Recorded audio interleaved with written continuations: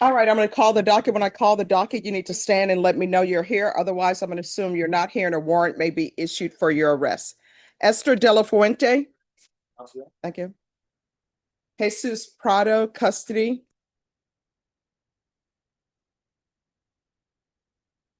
All right, there are some people who should be on this docket who are not. Let me know when you're all ready. Ready. It's okay. We'll do another day. Thank you, man. This is what I have with Miss De La Fuente. I didn't find any other motion. All right, just give me one moment.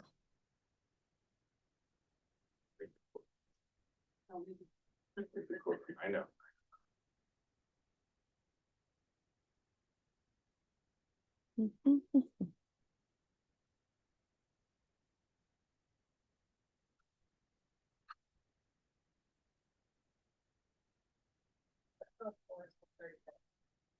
Sorry.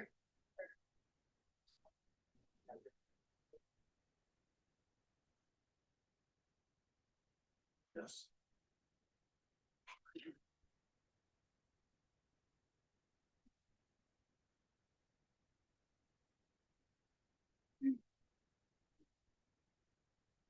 They multiply. Yeah.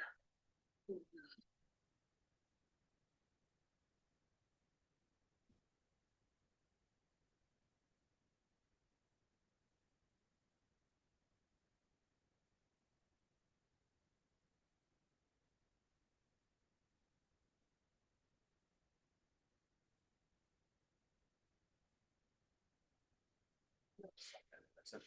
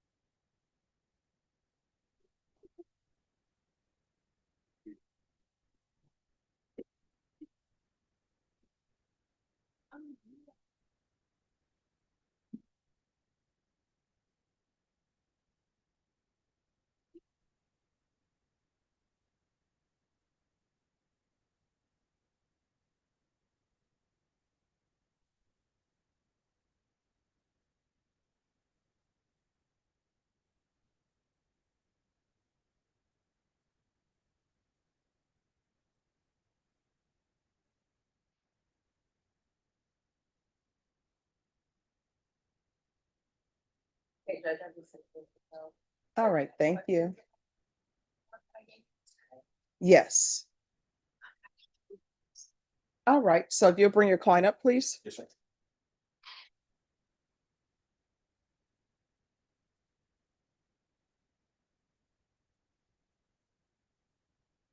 All right. So what is happening today is supposedly there is going to be a jury trial. I'll know whether there is actually a jury trial or not by no later than 10. So if you all will hang around until 10, and then I'll be able to know if this trial is actually going to go. All right. Thank you. All right, thank you. Thank you.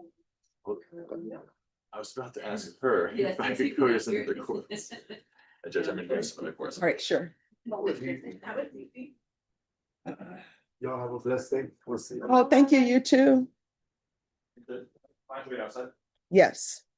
Bye-bye.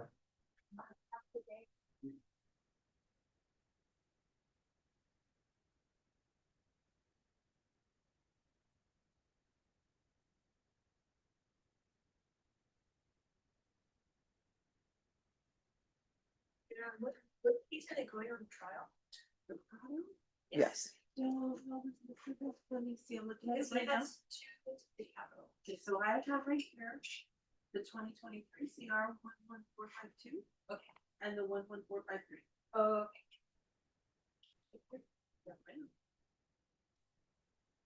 And I think.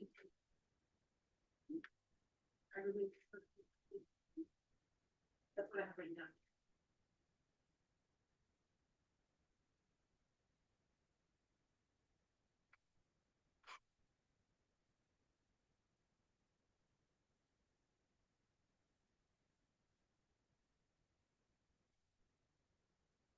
I know we've had another Prado.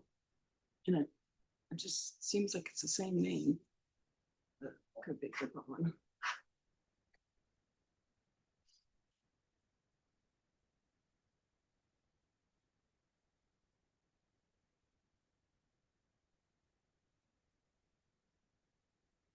Vashon, um, on the email you sent, I'm gonna still want him to come to court because I want to know why he missed. But as far as the report is concerned, Yeah, that's fine. okay.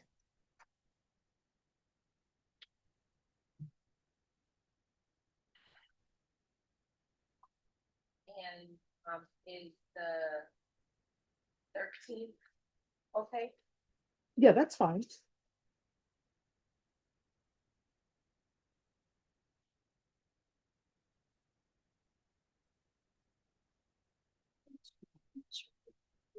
Yesterday. Store one.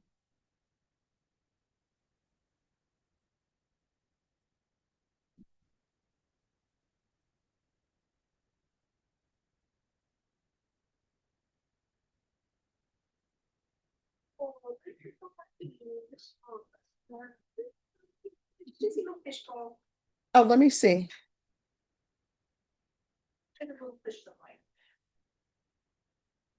That's cute.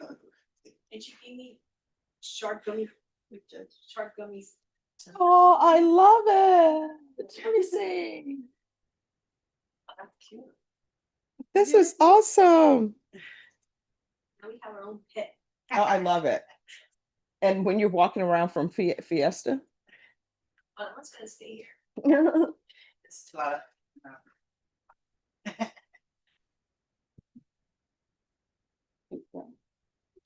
You're welcome. I have a question. Are you all proceeding on more than one case? What are you proceeding on? Yeah, give you the update, Judge. We have an agreement where Mhm. they're gonna drop the attempted capitals and we're trying both the attempted capitals. Mhm. They've agreed to drop the attempted capitals and he's going to plead guilty to the Agasol peace officer. Okay. So. And is it on both the 5-2 case and the 5-3 case? Yeah, it's. Let me show you what I have. You tell me which Yeah, one it is. so there's two attempted capitals Mhm. with the Agasol peace officer counts. So yes, we are going on these two. There's a deadly conduct and there's a attempted arson that And they're not trying those. they're not These are trying them, only- and I think those are gonna go away with whatever happens in this one, because these are two first degrees. Okay. So going on He those is two. he's probation eligible. Okay. He's qualified on that. Oh, did you file the probation It application? did. Yes, we did. And in the if you can 399. have him do the trial court certification, just so I'll have that. Okay. can do that. And Adriana, Yes, ma'am. because it's two cases, do you want two trial certifications? Because I know sometimes y'all can't put it with the new system. Yes, ma'am, that would be convenient. I can put yeah. both case numbers on it. And so we're doing those two.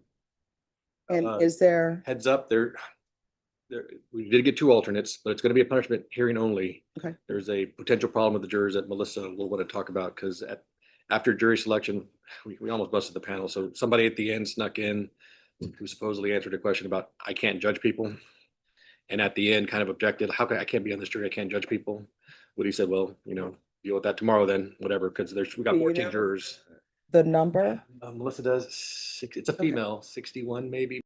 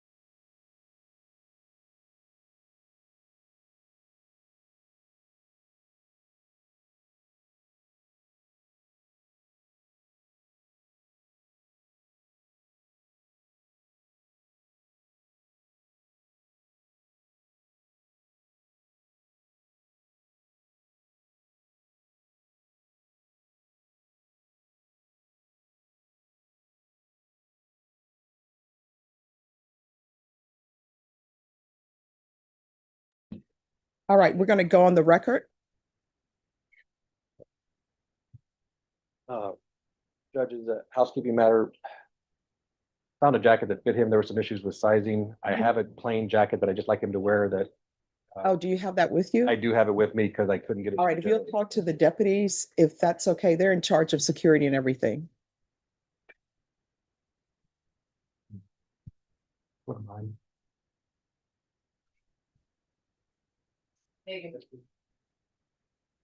Like, why would it do?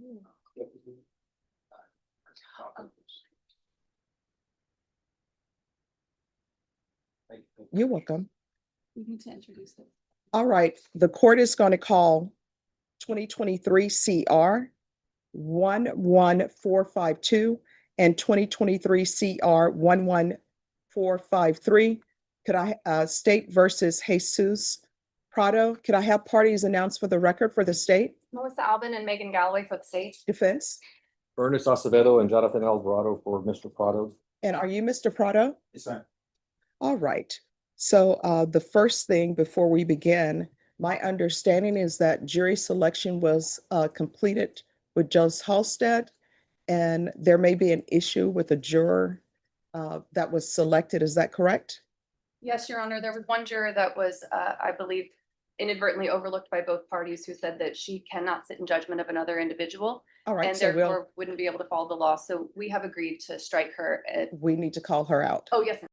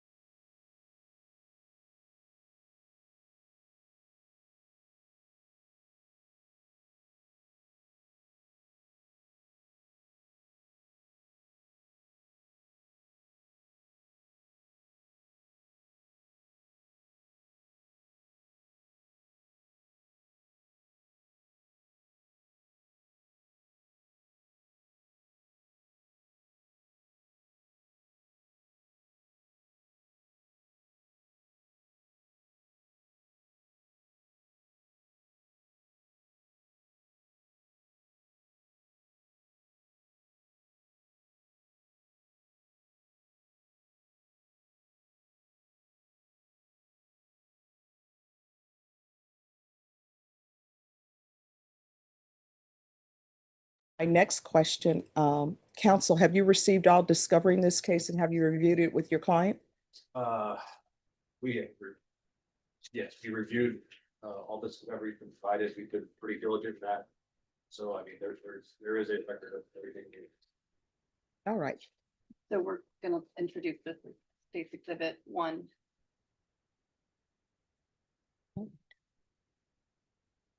There going to be any objection to that? Well, look, the practical problem, whenever you get that paper, I can't talk the paper we have now. We have documented discovery diligently, email. All right. Is there a reason that needs to be submitted as an exhibit? Well, I just, mean- for the court's record. All right. So as a part of the court's record, you're saying that you've received all discovery and reviewed that with your client? I believe I have received everything, obviously.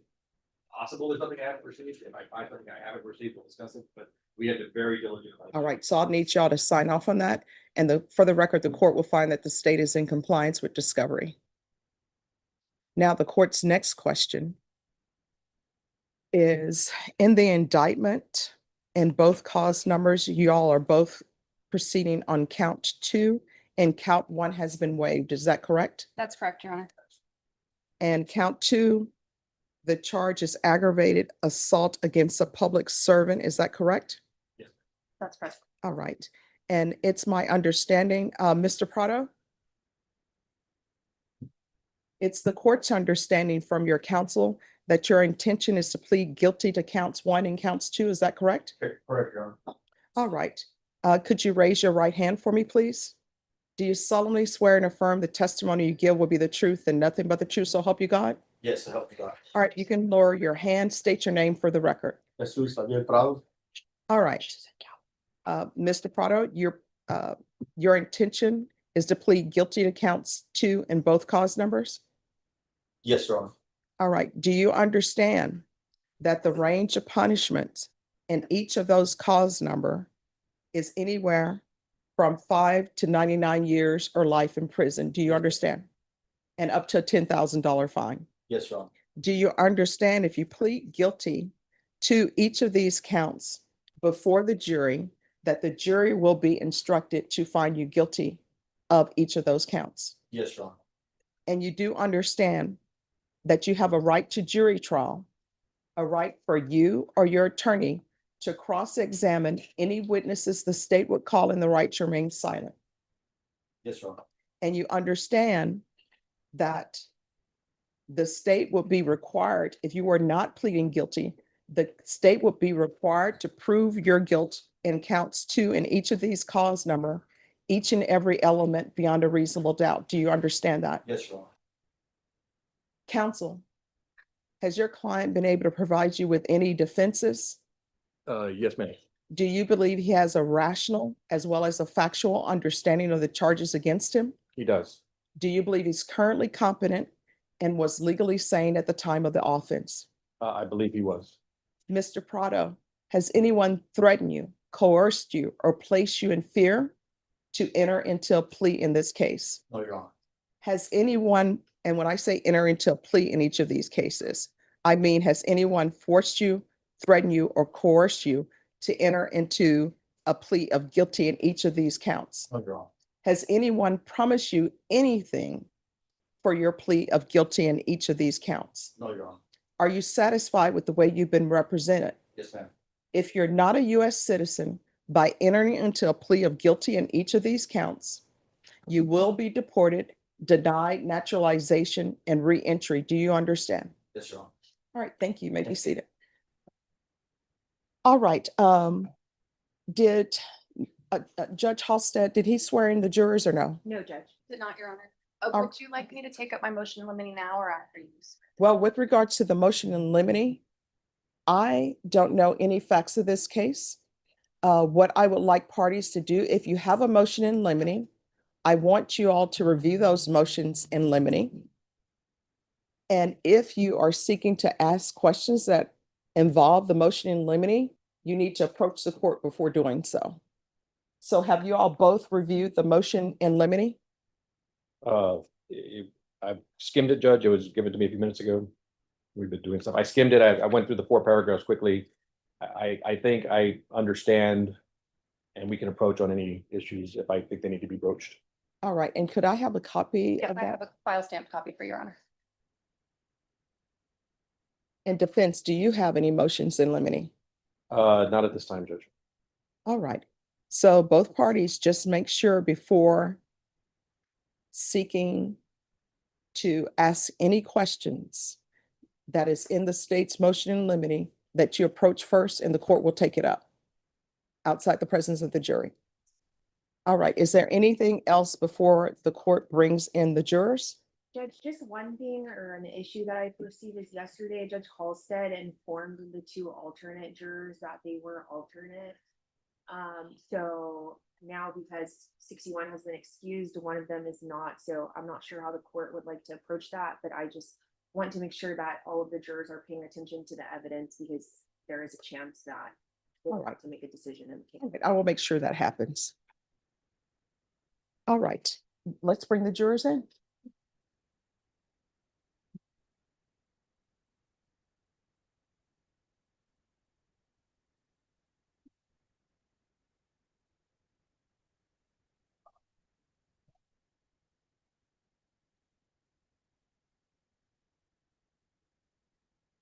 And I know parties would not do this, but for the court reporter, one, please speak up and keep your voice clear so that you can hear. Please don't speak over witnesses. If there are objections, please address them to the court. And I will let witnesses know if I see that they're answering even though an objection has been raised.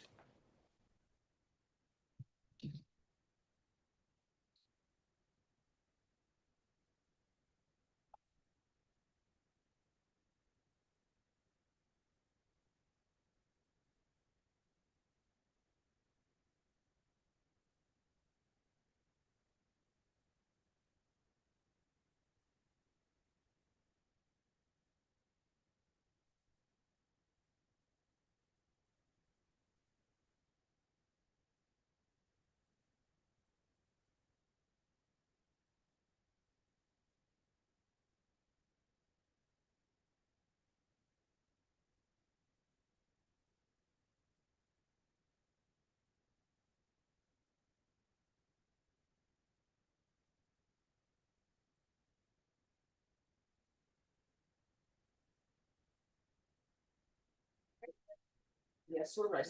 All right, for the jury?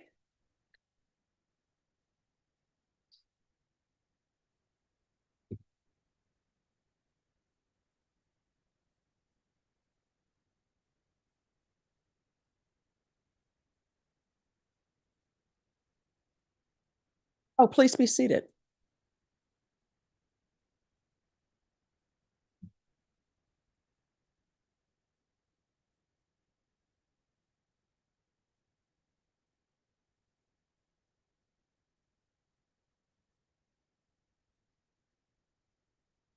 All right, everyone, please be seated.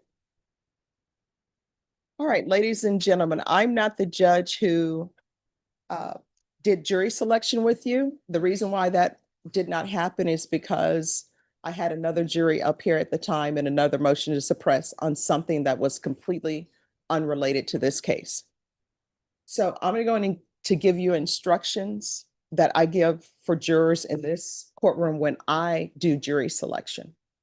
Number one, do not think about this case outside the courtroom. Number two, do not do any research, do not do any investigation. Everything that you need to know about this case is to come from inside this courtroom and nowhere else. Does everyone understand? The other thing I usually don't do is let people know that they're alternates, because then they think, I'm just here, I really don't have to pay attention. But as you can see, we have a juror that has been excused. So to the person who's the alternate, everyone needs to actively listen to what's going on, because you never know. You may no longer be an alternate. And both parties want a fair trial, and they want a trial where parties are actively listening. I always tell people to keep their voice up so everyone can hear. If for some reason you can't hear anything, feel free to raise your hand and I'll make sure that people are speaking up. If you ever need a break, just do the break sign. I will either see it, the attorneys or the deputies. Does everyone understand? All right. And I know sometimes maybe it's too cold in this courtroom. I'm not in charge of the temperature in this courtroom. There's a thermostat that is behind me, and you may be asking yourself, well, why doesn't she adjust it? That thermostat is a placebo thermostat. It doesn't control anything. But if it will help you, I will fool around with it to pretend like I'm doing something with it, but it does not work. You're more than welcome to bring drinks in the courtroom. Just make sure there's a cover on it. And Deputy Laura will give you more instructions about the services that are available in the jury room. All right. So I'm going to have each of you raise your right hand. I'm going to give you the oath that is specifically for this trial. I know you took an oath downstairs, but this is a different oath. It's for this specific trial. So if you could raise your right hand for me, please. Do you and each of you solemnly swear that in the case of the state of Texas versus Jesus Prado, you will a true verdict render according to the law and the evidence, so help you God? Yes. All right, you can lower your hand. State, you may proceed. True bill of indictment. Oh, I'm so sorry. Just 1 second. Deputy Laura is reminding me of something. With regards to note taking, I always tell jurors, don't take notes. And this is why. Number one, both parties want you to be actively listening and looking at those who are testifying. And number two, if there's a discrepancy, let's say hypothetically, somebody said, oh, I think somebody was wearing a blue shirt. And somebody else says they were wearing a red shirt. A juror can't pull out their notes and say, well, I took notes and this is what I have. The keeper of the record and what was said is the court reporter. So if there is a discrepancy, it comes from the court reporter, and you're not allowed to share your notes with each other anyway, and you're not allowed to use those during deliberations. Does everyone understand? Sorry for interrupting. You may proceed. Thank you. Thank you, Deputy Laura. True bill of indictment and the cause number 2023 CR 11452. And the name and by the authority of the state of Texas, the grand jury of Bexar County, state of Texas, duly organized and paneled and sworn as such at the November term AD 2023 of the 379th Judicial District Court of said county, in said court at said term, do present in and to said court that in the county and state aforesaid and anterior to the presentment of this indictment, on or about the 19th day of October 2023, Jesus Prado, herein referred to as defendant, did use and exhibit a deadly weapon, namely a firearm, and the defendant did intentionally, knowingly, and recklessly cause bodily injury to Nicholas Swain, hereinafter referred to as complainant, by shooting the complainant with said deadly weapon. And defendant knew complainant was a public servant, namely a peace officer, while complainant was lawfully discharging an official duty as a public servant, and in retaliation and on account of complainant's exercise of official power and performance of an official duty as a public servant against the peace and dignity of the state. To that, how do you plead? Guilty, Your Honor. Right, you may be seated. State, you may proceed. True bill of indictment and the cause number 2023 CR 11453. In the name and by the authority of the state of Texas, the grand jury of Bexar County, state of Texas, duly organized and paneled and sworn as such at the November term AD 2023 of the 379th Judicial District Court of said county, in said court, at said term, do present in and to said court that in the county and state aforesaid and anterior to the presentment of this indictment, on or about the 19th day of October 2023, Jesus Prado, herein referred to as defendant, did use and exhibit a deadly weapon, namely a firearm, and defendant did intentionally, knowingly, and recklessly cause bodily injury to Santiago Vizcarra, herein referred to as complainant, by shooting the complainant with said deadly weapon.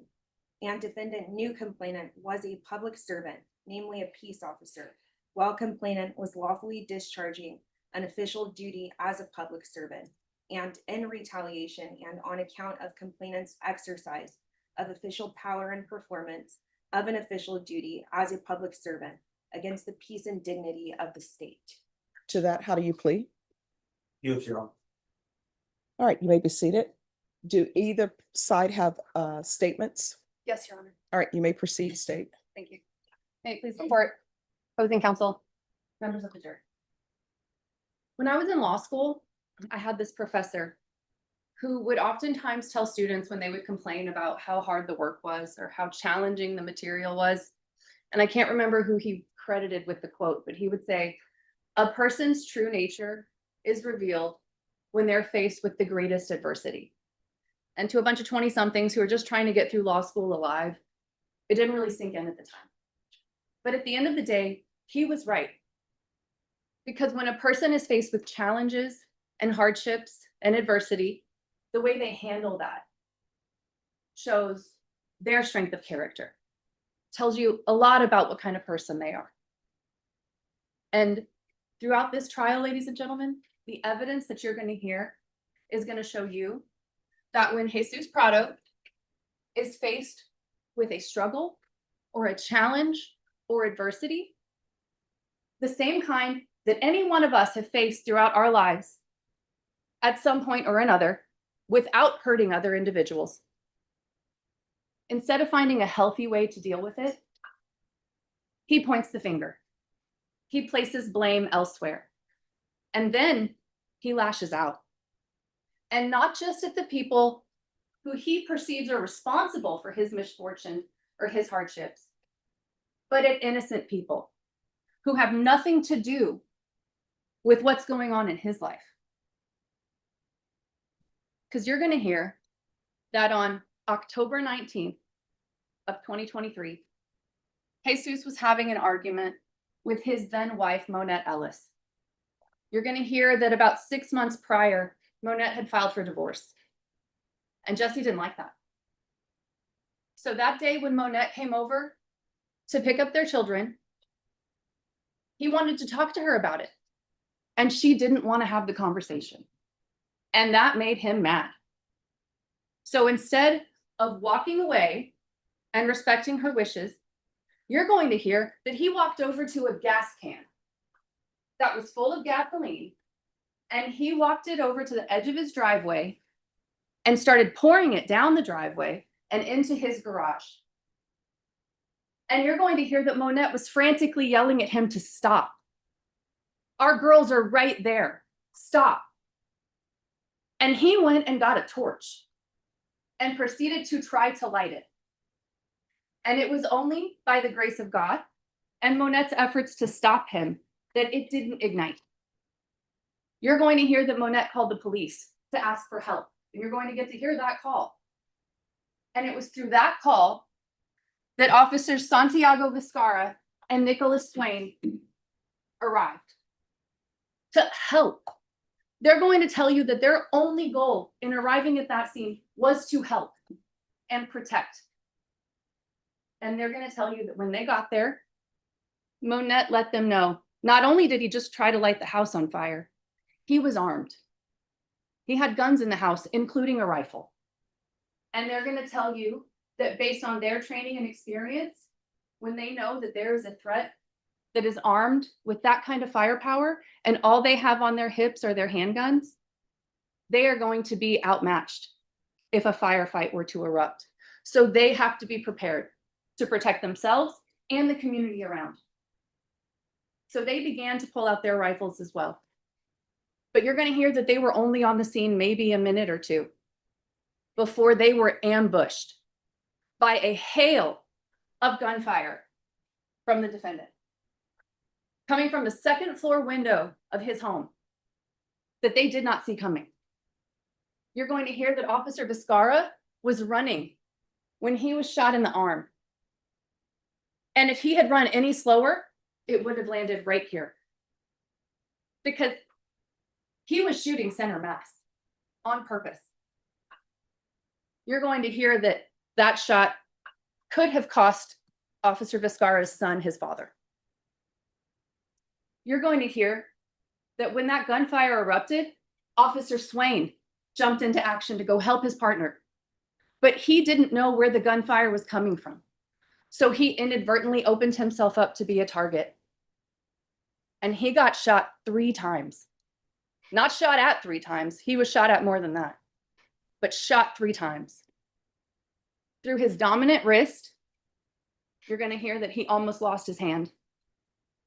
In his leg, in his popliteal artery, which is a branch of the femoral, you're going to hear from medical personnel that if it weren't for his strength of character through adversity and his ability to put a tourniquet on with a hand that didn't work, he would be dead right now. He came within minutes of dying. But that wasn't the last shot. You're going to hear the 3rd shot got him right here because he was sending shooting center mass. You're going to hear that officers wear body cams. And those body cams sit on a plate that's on their vest. And if it weren't for the body cam that Officer Swain was wearing, and that plate that it sat on, the bullet that he intentionally shot at his chest would have blown through him. Because he was not wearing his rifle plates. He didn't have time to put them on before the gunfire erupted to Officer Viscara. And that would have left his wife Tiggy without a husband and their son without a father. Now you are going to hear that after he unleashed about 17 or so rounds on these unsuspecting officers, and he saw the cavalry coming, he came out and surrendered. And you're going to hear that he went downtown and he gave a statement where he admitted to what he did, but only as much as he had to. Because you're going to hear at the heart of that confession is more blaming, more pointing the finger. You're going to hear that he told the detectives, it's their fault they got shot. It was Monette's fault because she was leaving me and I was having a hard time. You are not going to hear that he 100% unequivocally shoulders the responsibility for his choices that day. He places the blame on others. Others who have nothing to do with the struggles and the hardships that he might have been going through at the time. Now, because Mr. Acevedo and I have talked about this case at length, I have a little bit of an idea of some of what they're going to present to you to try to make their case. And I do think that some of it boils down to, historically, he was a good guy. He's done some good things. So give him a second chance. And ladies and gentlemen, I don't know if that's true. You're going to have to wait until you hear the evidence to make that determination. But what I do know the evidence is going to show you is that he didn't even give them a single chance. He didn't give them a single solitary chance before he unleashed on them, intentionally shooting them with his AR-15 center mass, nearly killing them both. He didn't give them a single chance. And they now have consequences and hardships and adversity that they have had to deal with for the last 2 years and will likely have to deal with for the rest of their lives. And those consequences extend to their families and their loved ones and the community that he chose to do this in, because you're going to hear his neighbors were terrorized by his actions that day. And all of those individuals deserve justice. The kind of justice that reflects the carnage that he inflicted on them. The kind of justice that reflects that they are the priority here, not him. He chose these actions. They did not. They deserve the justice that reflects that. And that is a very lengthy prison sentence. Thank you. Defense, any statements? Yes, Judge, thank you. You may proceed.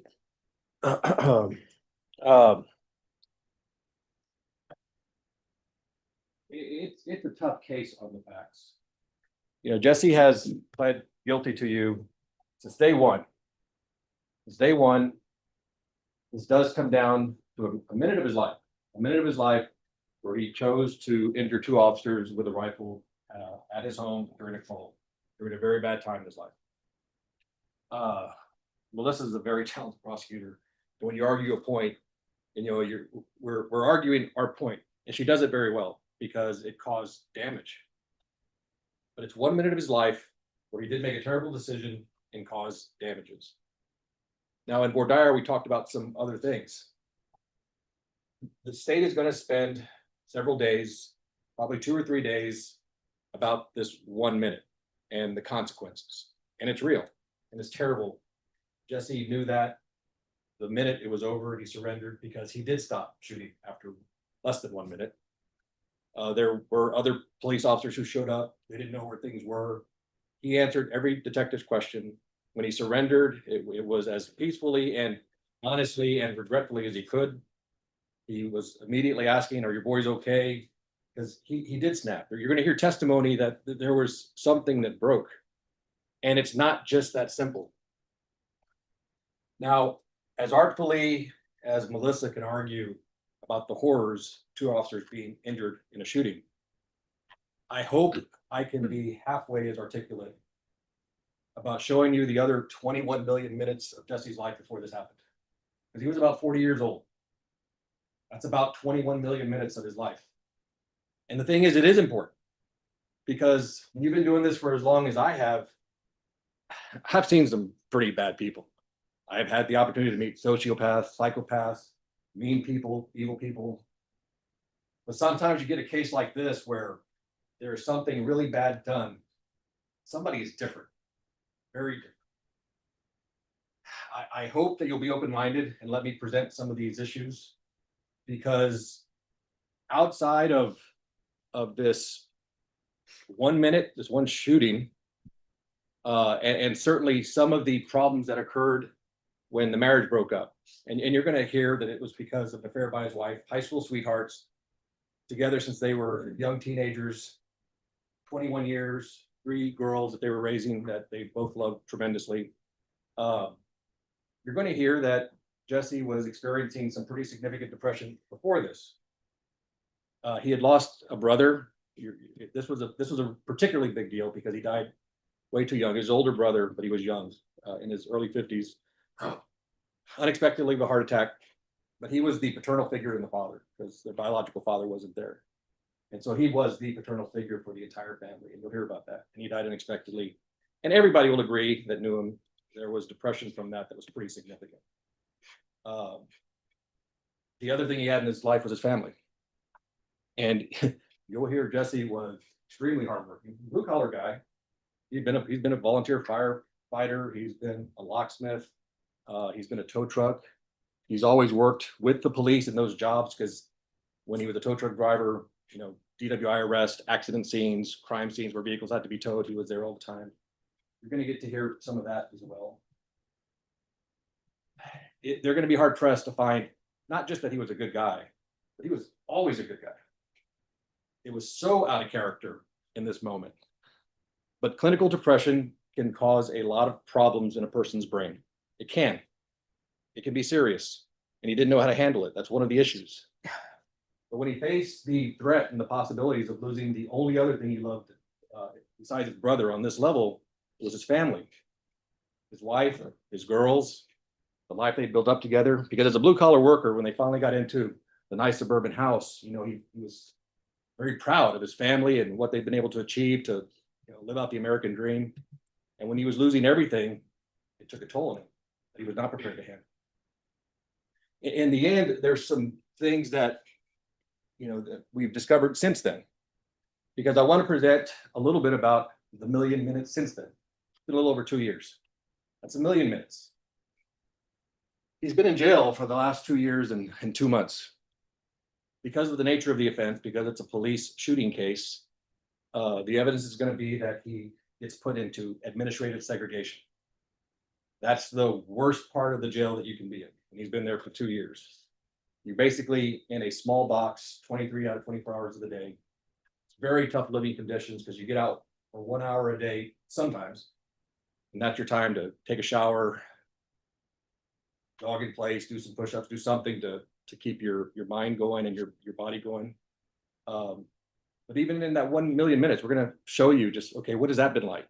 You'll probably hear some people that talk about that, again, in a glowing way, as far as he's different. He's different from virtually everybody else who's been in administrative segregation at the Bexar County Jail for the last 2 years. you're also gonna hear, and this is something, again, that's been discovered after this incident. I did think it was appropriate to have him tested by a doctor because of some concerns that I had. And you'll hear testimony that in his lifetime, he's had two significant accidents. An ATV accident where he had to be airlifted and moved in the hospital for a week and a half. Very severe injuries. He did hurt his head. He was involved in another motor vehicle accident with his son, a son that he had when he was very young in high school. He was a disabled vet. You'll probably hear from him as well.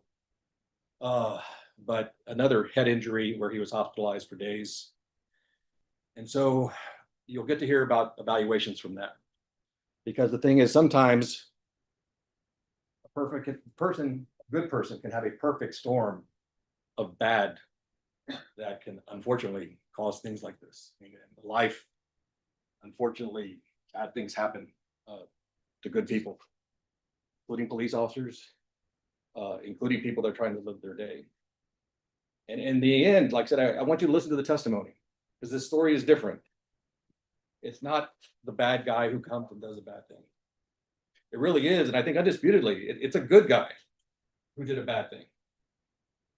You get to consider, yeah, is this the kind of guy who we can expect to be a danger in the future? Is this a guy who regretted this from the minute it ended? Is this the guy who has been apologetic in every way he can? There's only so much you can do when you're in administrative segregation for 2 years. You can't outwardly go apologize and do things that you want to do. But that's the picture I expect that you're going to see.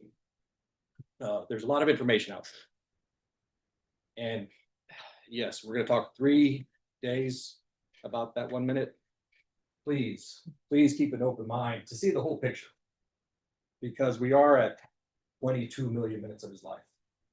And it's really hard to find somebody who's had a very clean, proud, respectful 22 million minutes like he has, outside of this marriage breakup, this heartbreaking affair and breakup of his family that took a giant toll on him, while he was depressed about his brother, and while he may actually have a frontal lobe brain injury that affects decision making in a different way that doesn't apply to me or you or Melissa or Jonathan.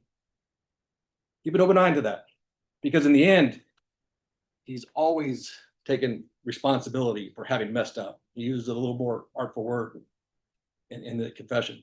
He says, like, yeah, he fucked up. He did. He knew it pretty much as soon as he did it. So that came out. And so what do we do? What do we do?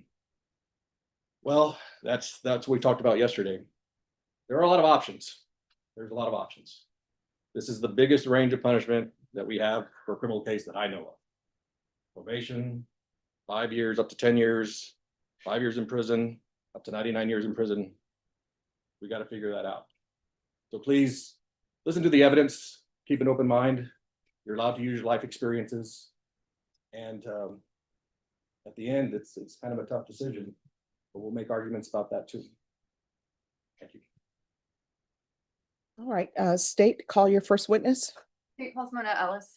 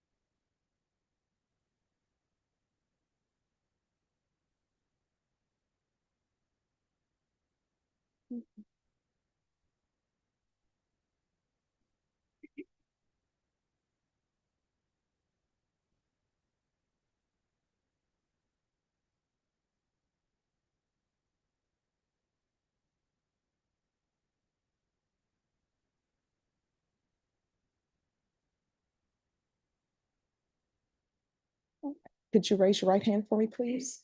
Do you solemnly swear or affirm the testimony you give will be the truth and nothing but the truth, so help you God? All right, you can lower your hand.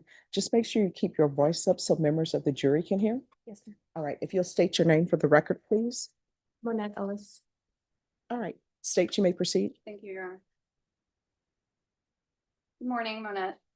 Good morning. Can you please introduce yourself to the members of the jury? I'm Monette Ellis. Um,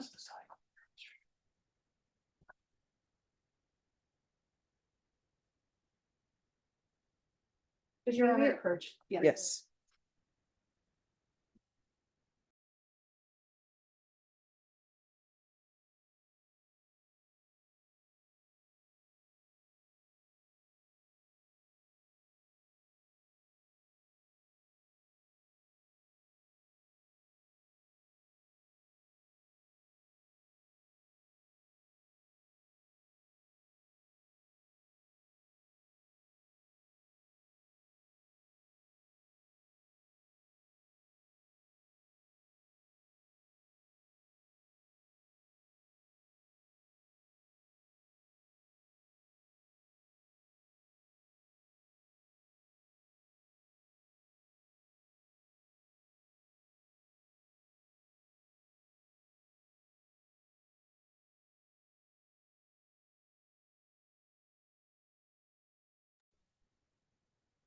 All right, so say you asked for the vote, and what we are asking for the vote. And Judge, there are family members that are going to be, yeah, they get punishment for rule changes. With innocence. I don't anticipate that testimony of officers or crime scene detectives to be relevant to their testimony. They're basically characters that describe Mr. Prado's life. That's basically what they're projected to do. What is the state's necessity and all the liable parts that are not legal about this case? Are the state's witnesses though going to be testifying as to his behavior? And then if they're testifying as to his behavior and how he was acting allegedly on that day, are you not going to call witnesses to potentially seek to explain the behavior? Well, they know he shot two police officers. I saw the news like that out there, and he did this. I'm going to have them talk about how the person was. That's my intention. Character reference that. So I don't anticipate using the testimony we did. That's the street. It's just going to be with the person. I guess it could be a question like found out shot police officer. Shocked. Why? But that nothing relevant to the facts. is there one specific person you're asking to remain before and state, I don't know if you would object to one specific person? I think my issue is specifically with this witness. She was married to him. So she can provide some of that same background, or it may be different, but I don't think that the witnesses that he's going to call that are going to testify to their knowledge of him should be allowed to hear her testimony. The rule is invoked. Anyone who's going to testify is not allowed to sit or hear testimony purposes. Okay. I mean, yeah, we object to that, Judge. I think it's different. That's all. And the rule is invoked, of course, to anyone who is seeking to testify. Yes, Judge. All right, Can you give us a minute, Judge? Just to- Sure.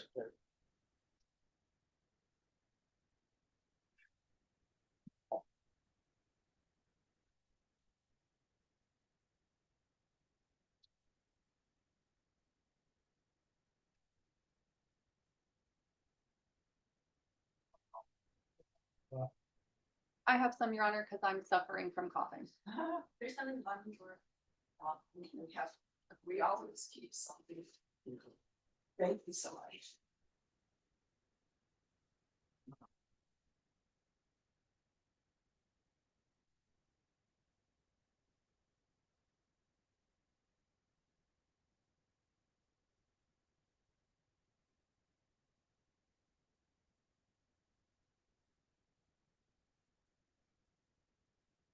everyone, we're gonna proceed. You bring the jury in, please. You're ready to rest for this too. Okay.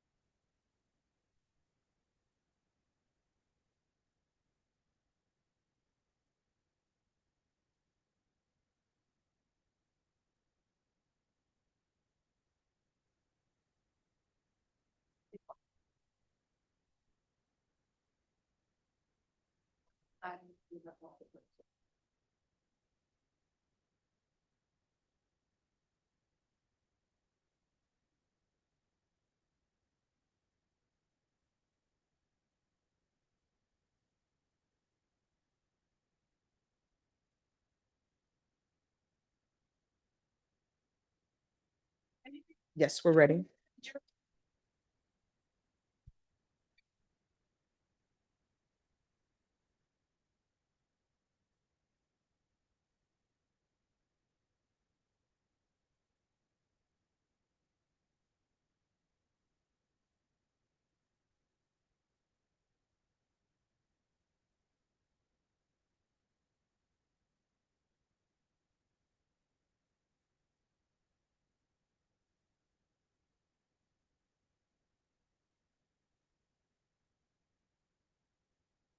All right, everyone, please be seated.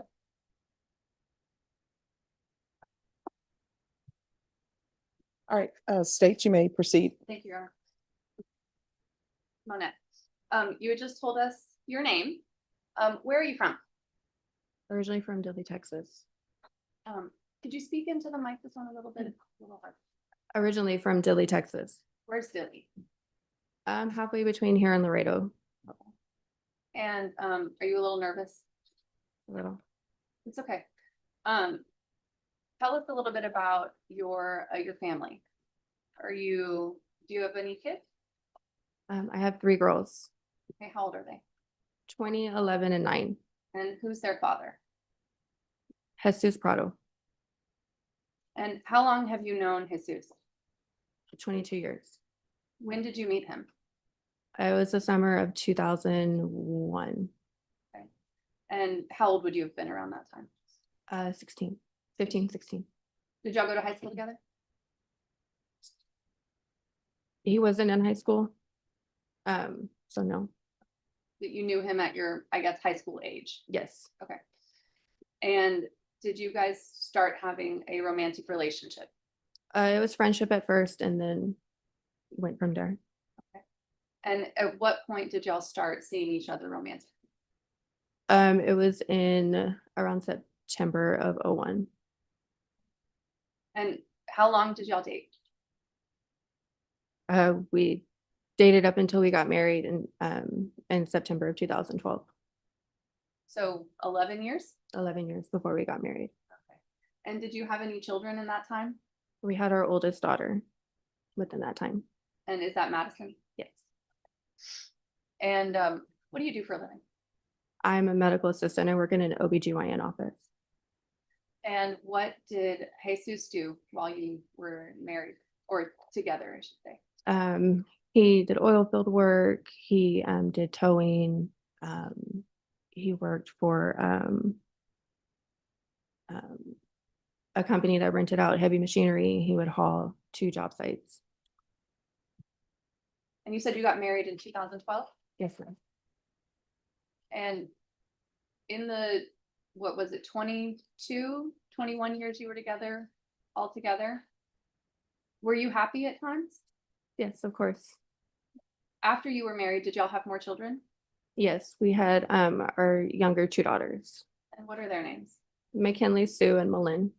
And in 2023, how old were they? 7 and 9. And tell us a little bit about your marriage, just in general, before we get to 2023. you know, happy family, just trying to make it in the world. You know, up and down. We had our great times, we had our hard times. Like any normal married couple would, fight over bills, things like that. But on average, you were happy for a while? I was very happy for a while. Yes. Did that change at some point? Yes. And what prompted the change? Life got hard.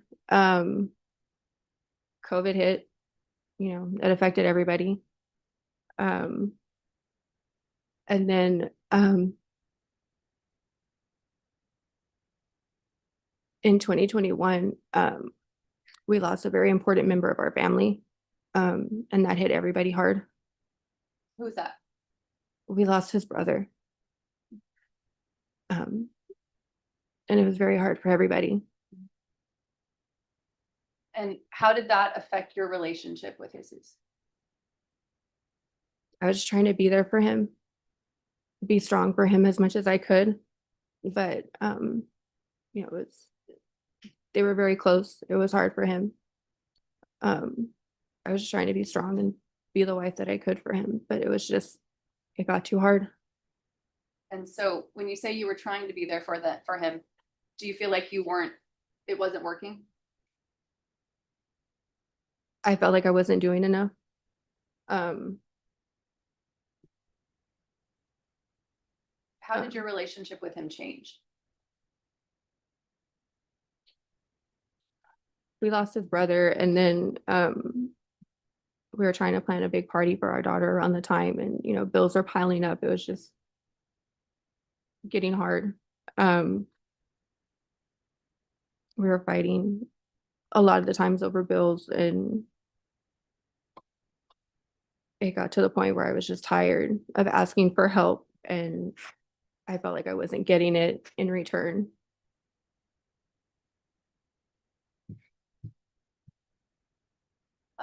Early on in your marriage, was Jesse ever in any accidents?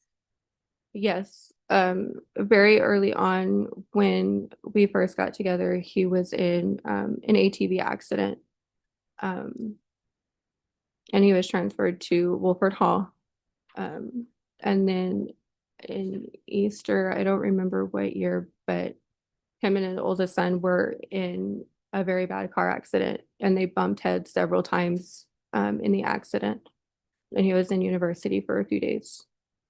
So the one at Wilford Hall, what were the majority of his injuries in that one?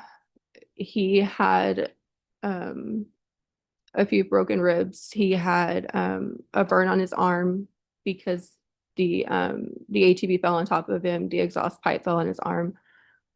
I think he had a punctured lung, several broken ribs. I think he was. And you said that was early on. Was there a decent amount of time in between that accident and the second one? Yes. Okay. Like years? Yes. Okay. After that first accident, did you ever notice any changes in his personality, No. in No. his temperament? No. Besides the normal, fighting about bills here and there. Sure. No. Any changes in his ability to regulate his emotions or control his temper? No. Not really. Then after the second accident, the one where he was in with his son, I know you said they bumped heads. After he recovered from that one, did you ever notice any changes in his personality? No. And do you remember what year that was?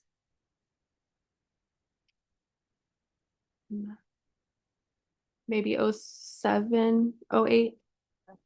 So almost 10 years ago. And you never noticed any changes in his ability to regulate his emotions or control his temper after that?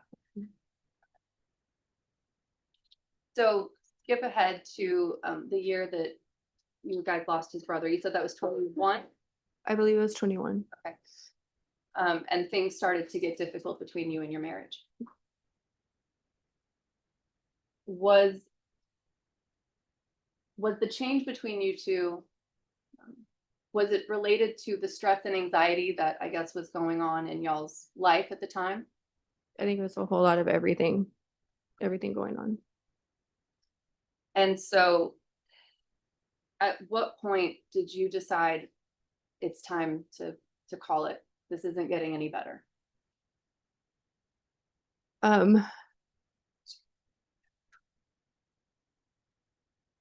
One day we just got into a really bad fight.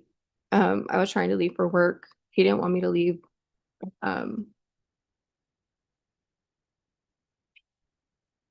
He he went and slapped me, and I just grabbed my keys and I left, and I said I was done. He slapped you in the face? Mm. Is that a yes? Yes. Sorry, if anytime you say it's hard for Cindy to take it down, so we just have to get the verbal answers. Before it got to that point, did you ever ask Jesse to try to do anything to work on y'all's relationship?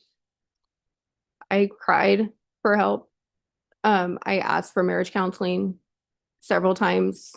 I just wanted a little bit of help. We worked opposite hours. He worked nights, I worked days. But we still had children that we needed to take care of. And I just felt like I was drowning, working full time, coming home, doing homework, finishing up with dinner, bathing the girls, laundry. I begged him for just a little bit of help, and I asked for marriage counseling a couple times, and I know one of the responses was, why do we want to go to counseling if I don't want to talk to him? But I was trying to talk to him. I just felt like I wasn't being heard. And apart from him declining to go with you to marriage counseling and the slap, well, no, I guess not apart from, but subsequent to that, you said that you left and you were done. And do you remember about what time that was, time of year?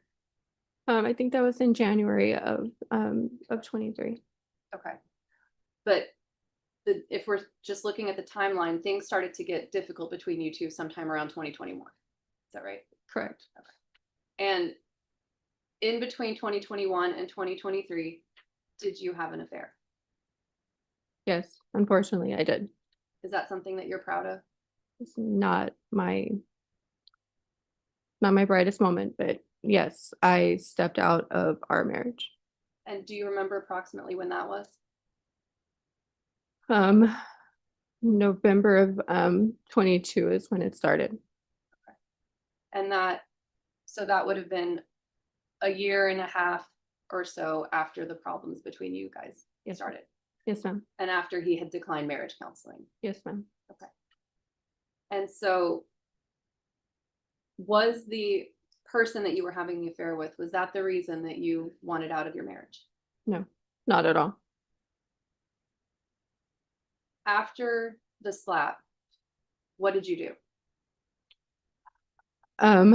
I grabbed my keys and I left. And I went to my parents' house, stayed there for a little bit. And I think at that point he realized,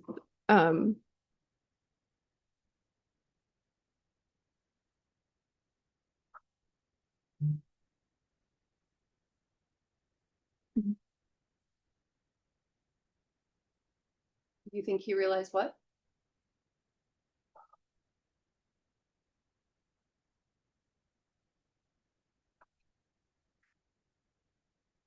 I don't know at that point if he knew that I was serious, but he was still willing to work on our marriage. At this point is when he wanted to start working on our marriage.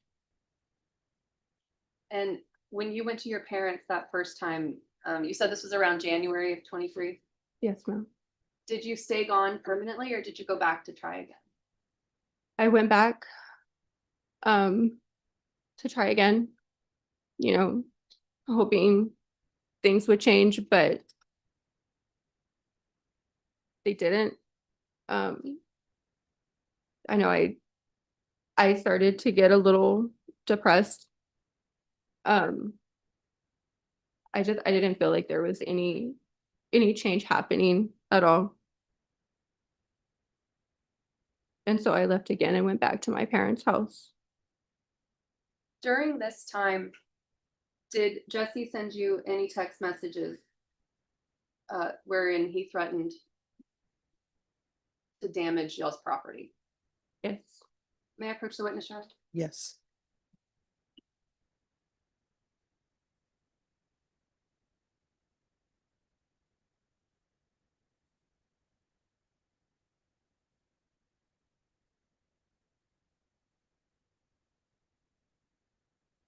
I'm gonna show you what the marked as State's Exhibit 1 and ask if you recognize State's Exhibit 1. Yes.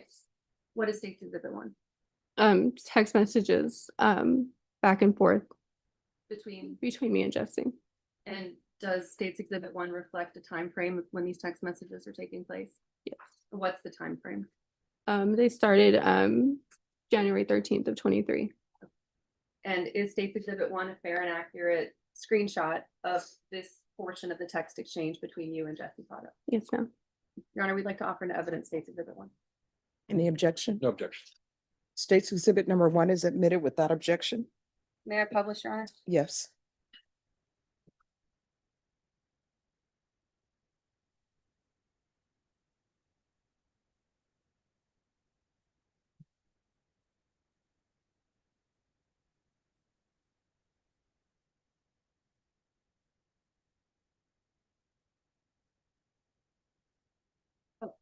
Yeah, it is now, sorry. Okay. Can you see this on the screen in front of you, Monette? Yes. Okay. The top message on State's Exhibit 1, is that from Jesse to you? Yes, ma'am. And what is Jesse telling you? We need to put the house on the market, before he burns the bitch down. And what is your response to him? Told him to please stop. And what did he say in response to that? Like I said, I'm not going to be your roommate. I'm just ready to get this over with, tired of the lollygagging. Okay. And then the next message after that, is that in relation to your daughter? Yes, ma'am. Our oldest daughter. And then after he's told you, I guess somewhat angrily with the exclamation points, that he wants to burn the house down, what does he say at 8:17 a.m. the next day? He doesn't want a divorce. He meant his vows taken 10 years ago, but he meant his vows. And then what does he say a little further down? You're cold-blooded. Who are you leaving me for?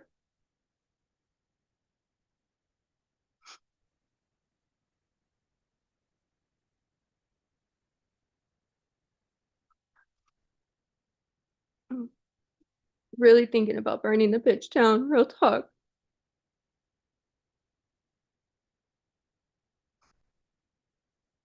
So in this text message, he goes from talking about burning the house down to telling you he doesn't want a divorce to talking about burning the house down again. Is that correct?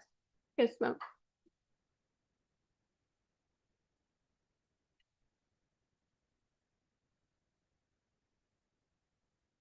That kind of back and forth, him lashing out, asking you for something, I guess, changing his temperament back and forth. Was that common in your communication after you let him know that you were done in the marriage? Yes. So how long were you back home before you decided this isn't the same? We're not gonna be able to fix this, before you decided to move out for good? Maybe about a week. A little over a week. Okay. So at the end of that month, in January 29, did something else happen between you and Jesse that concerned you?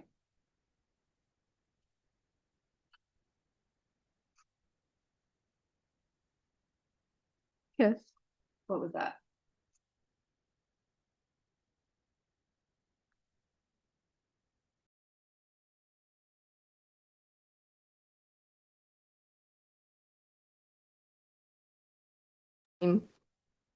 Um, And she told me that he had locked himself in our bedroom, in his bedroom. And just yelling F-bomb at the top of his lungs. And so I had called it in just to do a welfare check. But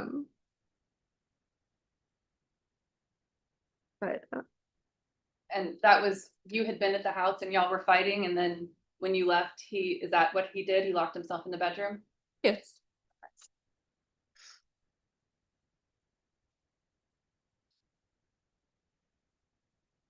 And so at what point did you make him aware that you wanted a divorce?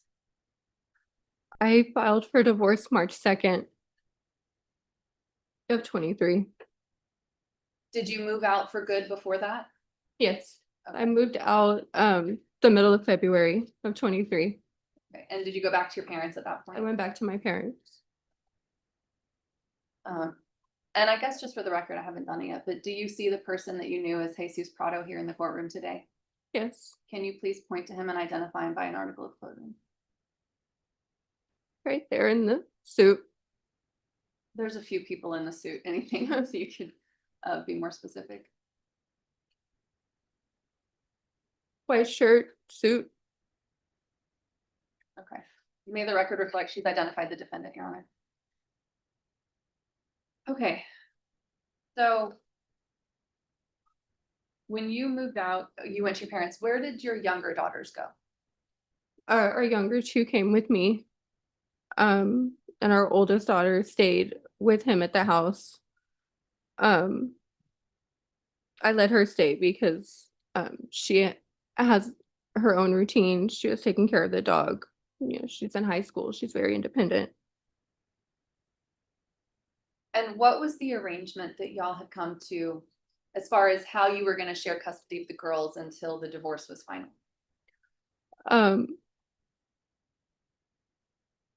It was kind of back and forth for a little bit.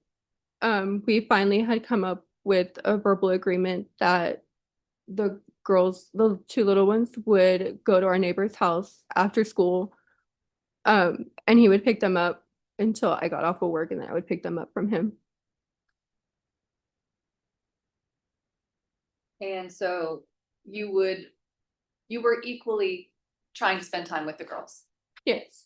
And when you moved out and said you wanted a divorce, you weren't trying to take the girls from him. No, never. Never. And do you remember the address of that home that you used to live at with him? Yes. What was that address? 6239 Alta Puerta. May I approach the witness, Your Honor? Yes.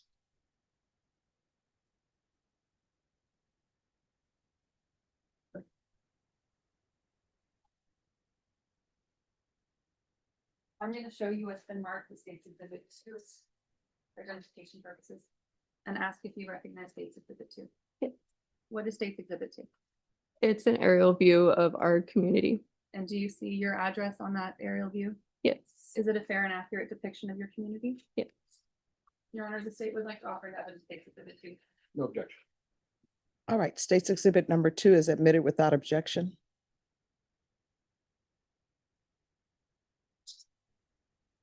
And Your Honor, the state has an exact duplicate of State's Exhibit 2 for demonstrative purposes that we'd like to offer as State's 2A for demonstrative purposes. Any objection? No objection. All right, you may proceed.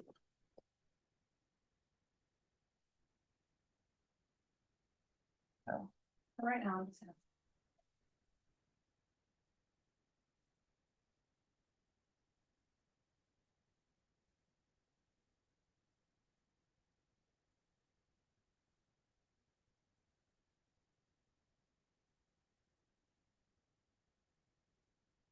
So when you moved out, what was the plan with the house? Were you both on the mortgage? Yes, ma'am.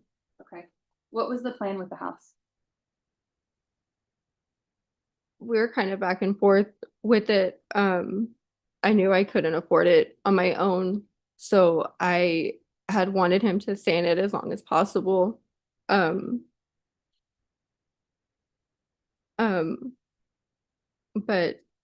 I know realistically we should have just put the house on the market um, it was just a bunch of back and forth because he was still trying to work on the marriage. And that's why he didn't want to put it on the market. Did you try to make it clear to him that you weren't interested anymore in staying in the marriage? Yes, ma'am. Okay. And for that time between March and when this happened in October, was that a lot of conversations that y'all would have? Yes, ma'am.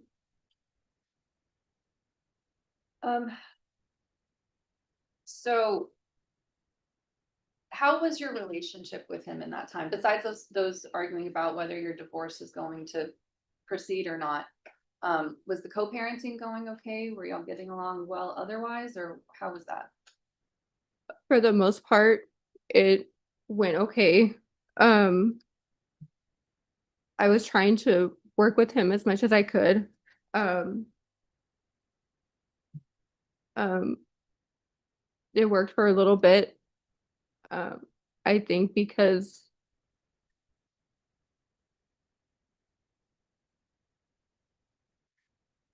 it would go okay for a little bit, but then I guess he would get too comfortable and I wasn't submitting to him like he wanted me to, and he would just get angry again.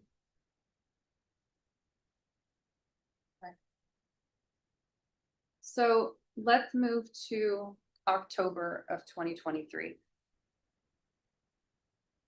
Do you remember having a text exchange as well as phone calls back and forth between you and Jesse the night before this incident?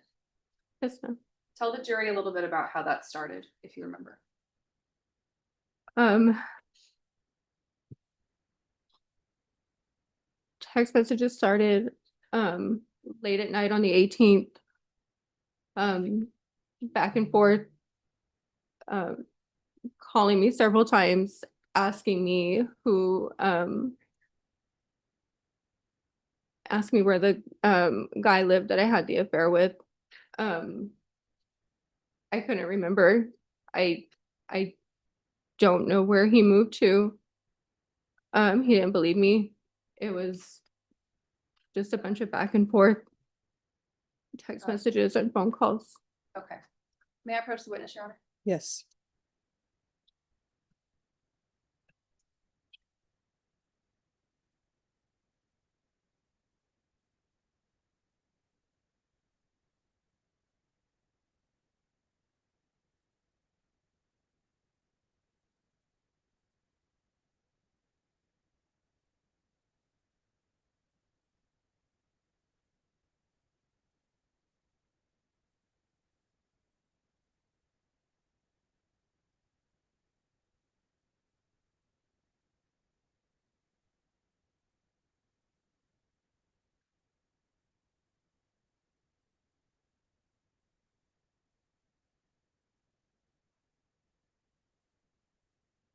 Your Honor, may we approach? Yes.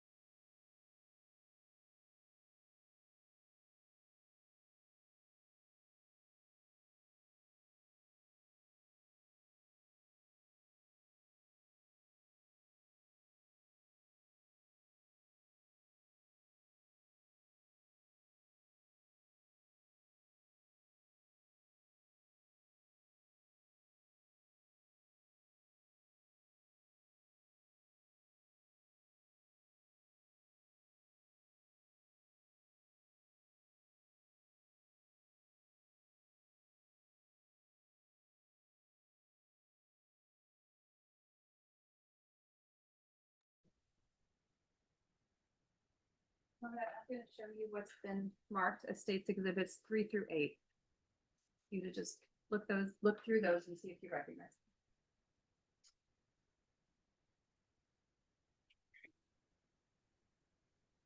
Yeah. And what are states exhibits 3 through 8? Text messages between me and Jesse, Around that time frame we were talking about, October 18th and October 19th 18th and 19th. Yes, ma'am. of 2023. Yes, ma'am. Okay. And apart from the redactions that were made to comply with the rules of evidence, are states exhibits 3 through 8 are an accurate copy of your text with Jesse? Yes. Your Honor, at this time, the state would offer into evidence states 3 through 8. Other than previous objections, any objections to states 3, 4, 5, 6, 7, and 8? Just our comments at the bench bar judges, they're our only.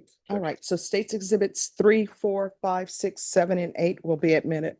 May I publish, Your Honor? Yes. I'm gonna start with 3. Yeah.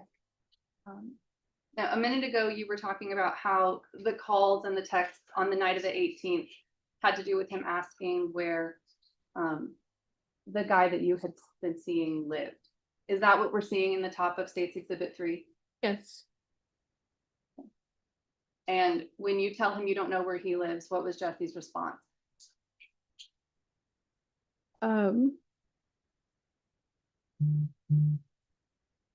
He kept asking me over and over why I did it and just tell me where he lives. I told him I don't know.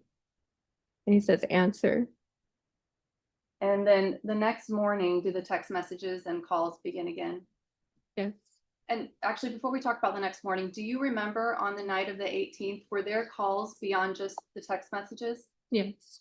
And tell the jury a little bit about those phone calls. Very angry, back and forth, phone calls. He wanted to know where he lived. I truly couldn't answer him because I didn't know. At one point,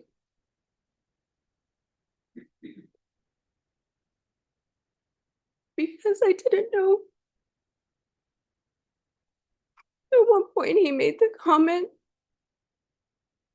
"What would you do if I had a gun to Madison's head right now?" And I told him to stop.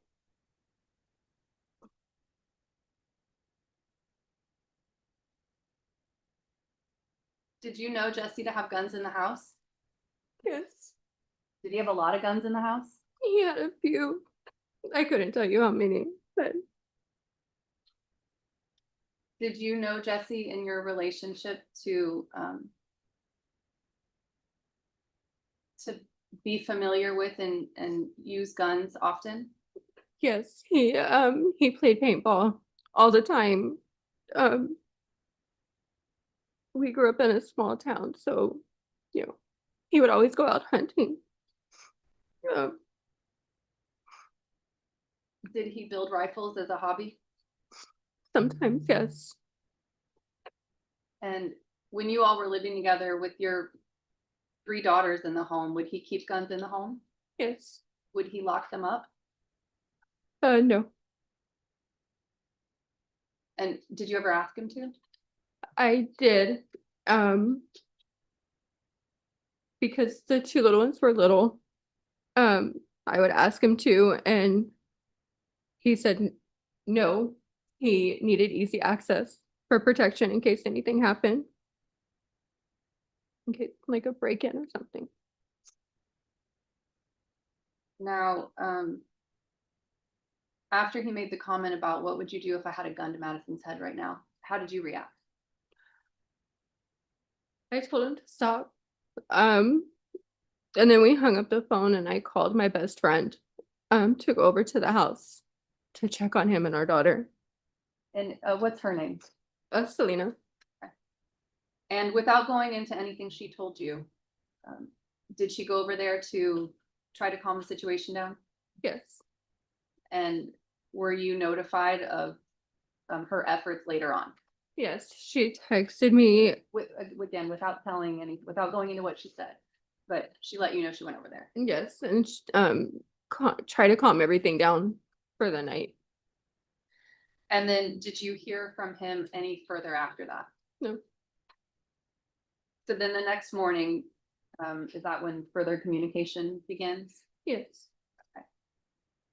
And is that, do we see some of that in this text exchange in States Exhibit 3? Yes. And what is the very last thing he says to you?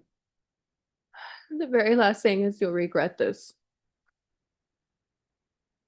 I'm gonna publish States Exhibit 4. Is this a continuation of the same text message? Yes.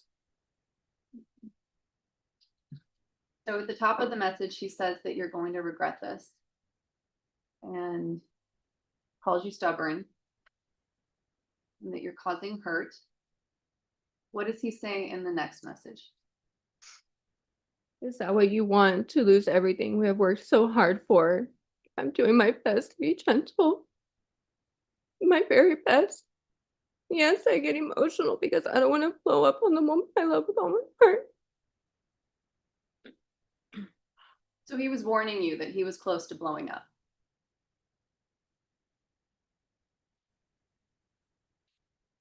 Is that how that reads?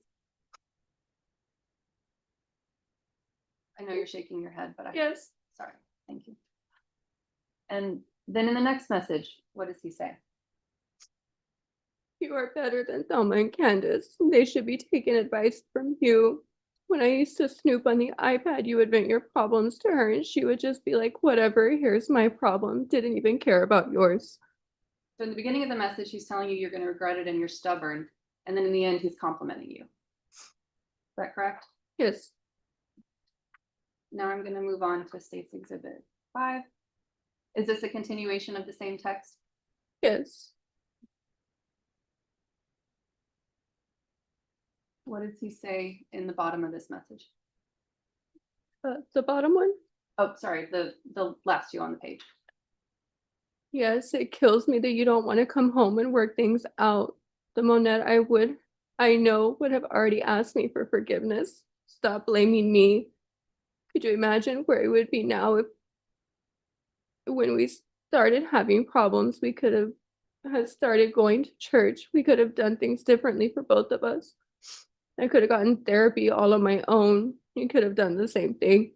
He said, I have gotten therapy all on my own, correct? Oh, yes, I have gotten therapy all on my own. Okay. Did you know he was going to therapy? Yes, he had mentioned a couple times that he had been going, but I didn't know whether to believe him or not. I'm going to show you States Exhibit 6. Is this a continuation of the same text message? Yes. Okay. And after the one that you just read, what does he say? He says, okay, I'll head to Home Depot now for containers. I hope you read all of this. Thank you for having Selena come over last night. I really appreciate that. So he's confirming what you just told the jury about sending Selena over there. Yeah. Okay. Now, what's the screenshot that we see in the text now? He sent me that screenshot of if he had custody of the girls and what I would have to pay him in child support. How did that come up? Because obviously that's not part of the context of the previous text messages. Was there a phone call? I'm sorry. Was there a phone call? There was a phone call.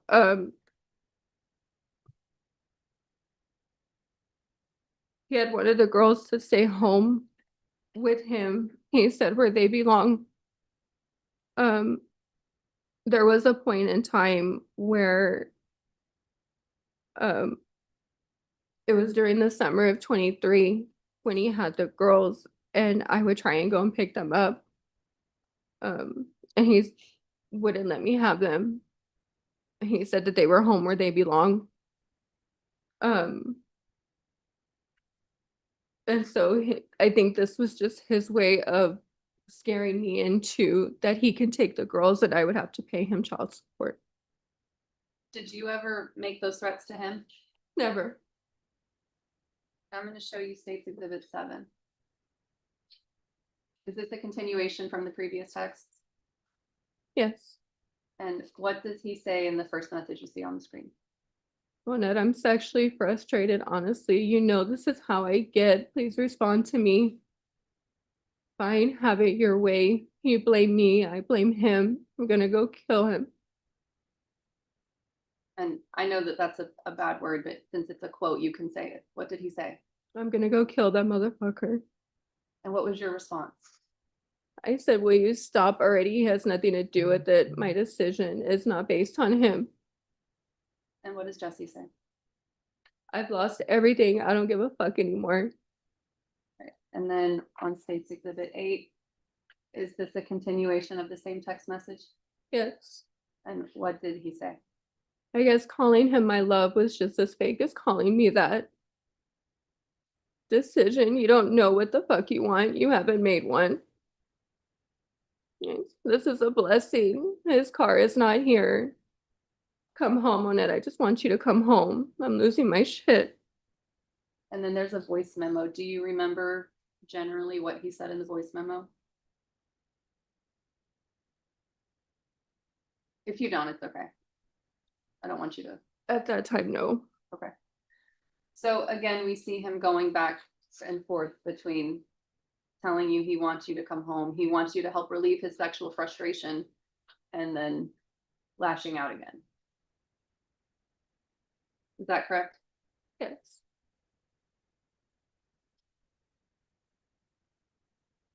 So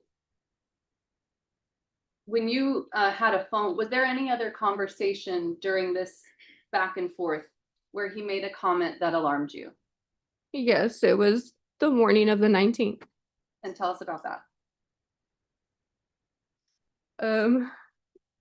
Text messages started out fine. Phone call was okay.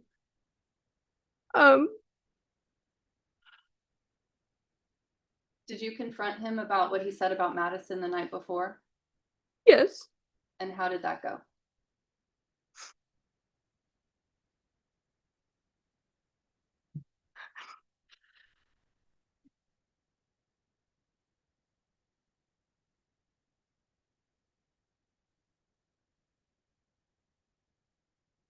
His response to me from that was,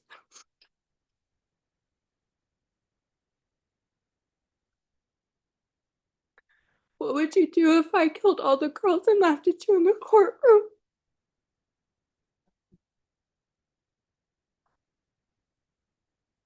Cindy's asking for clarification. What did you say at the last part? What would you do if I shot the girls and laughed at you in the courtroom? And how did that comment make you feel? I was hysterical. How can you say something like that? Did you do anything in response to hearing that comment? I hung up the phone and I called the girls' school to try and take him off of the pickup list because I didn't want him to take the girls out of school. Were you able to? No, because nothing was finalized with the divorce. I couldn't do it.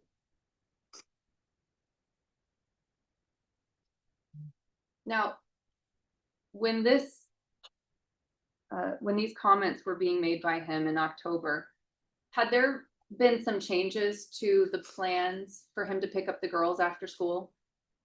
Yes. When he got to a point where he was very upset because I wasn't coming home, we had decided that the girls were just gonna stay at our neighbor's house and I would just pick them up when I got off of work. So he wasn't gonna pick them up anymore. So when he was making these comments, as far as you knew, he wasn't going to be the one picking up the girls from school, or he shouldn't have been. Correct.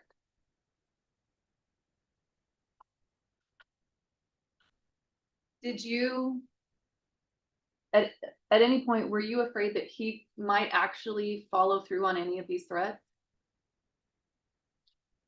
I was back and forth. I would like to think that he wouldn't, but at this point, I didn't know. So did you let the girls go to school that day? I did. Did you have to work that day? I did. And as far as you knew, the girls were gonna go to your neighbor's house? Yes. Okay.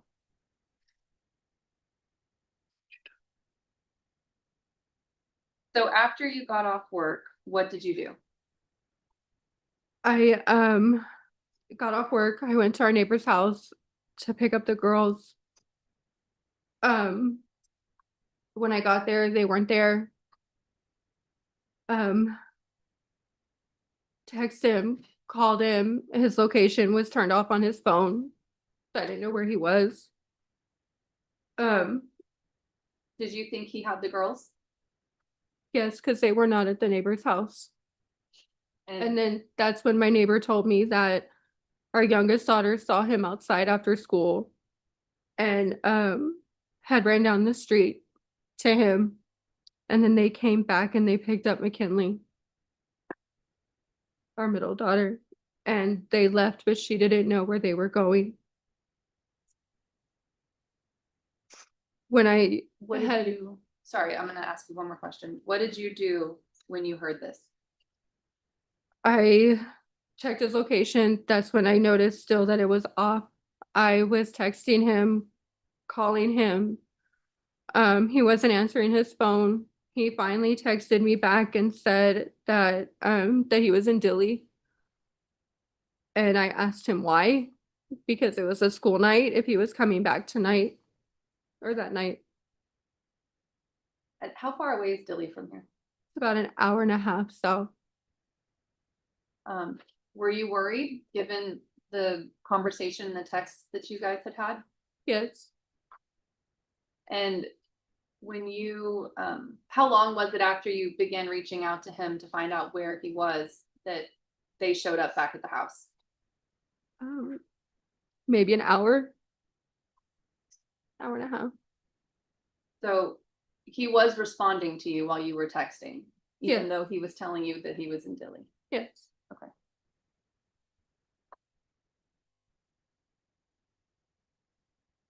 When he got back to the house, were the girls with him? Yes. Did you find out what they had done? They went to go see the new Barbie movie that came out because our middle daughter's birthday was just 2 days before this happened, But he told you the whole time that they were in Dilly. that they were in Dilley. And then when he got there with the girls, what were the next steps? They got out of his car. McKinley, our middle daughter, pretty much knew the routine at that point. She got her stuff, started walking in my car. Our youngest daughter said she didn't want to leave. But I told her we had to. That it was time to go. But she just wanted to stay with her dad.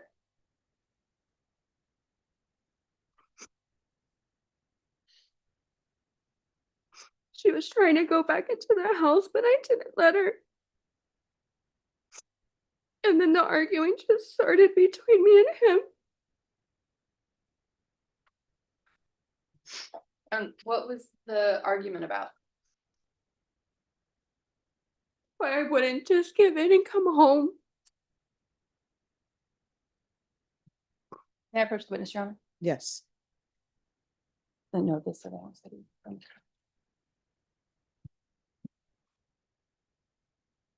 Show you what's been marked as State's Exhibit 9 for identification and ask if there are any markings on State's Exhibit 9 that you recognize. Yes. And what are those markings? My initials and the date for the surveillance camera. So you've reviewed State's Exhibit 9 Yes. and you said surveillance camera? Yes. And does State's Exhibit 9 fair and accurately depict what the camera has caught? Yes. And what was that? We were Just generally, what does the camera pick up?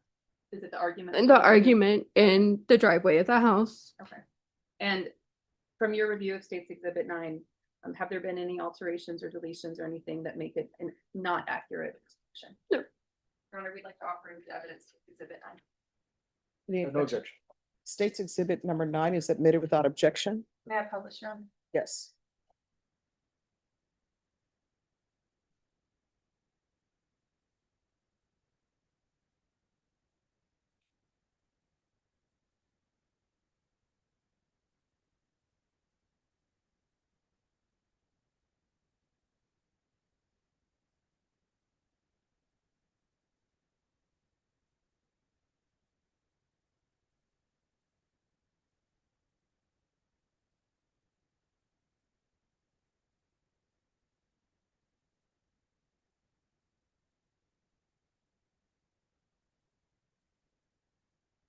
So I'm gonna pause the video at 6 seconds, just so we can get an idea of what we're seeing.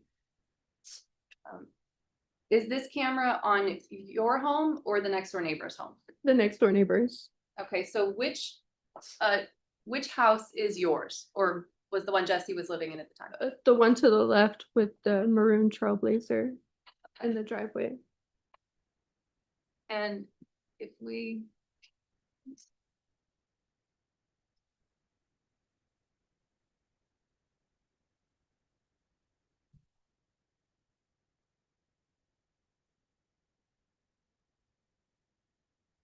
We zoom in a little bit on the back of the Trailblazer. Is that you standing behind it? Yes. All right. May I approach, Sean? Yes. So I just want to give everybody orientation from the maps that we have here in State's Exhibit 2A. So your address is 6239 Alta Puerta, correct? Yes. Yes. Okay, and so the surveillance video that we're seeing right now, which house is that from? 623.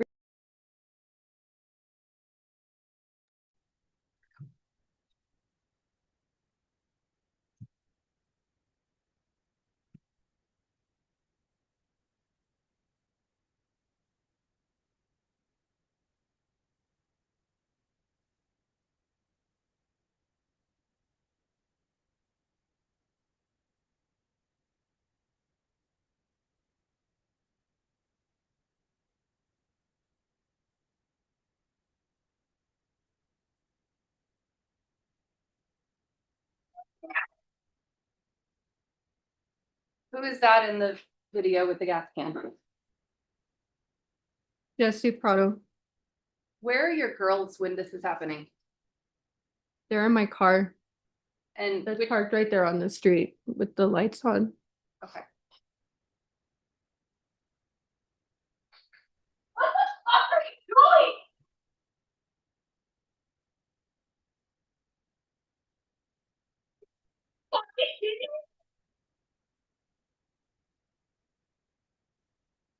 And to the right of the screen, do we see anybody else in the area? Yes, there was a bunch of kids playing outside.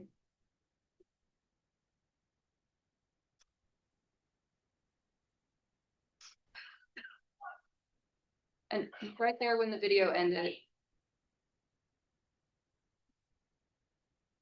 Are you calling the cops? Yes. When he grabbed that gas can and you were trying to fight it away from him, did you get gasoline on you? I did. And could you smell it? Like, could you tell that what he was pouring was actually gasoline? Yes.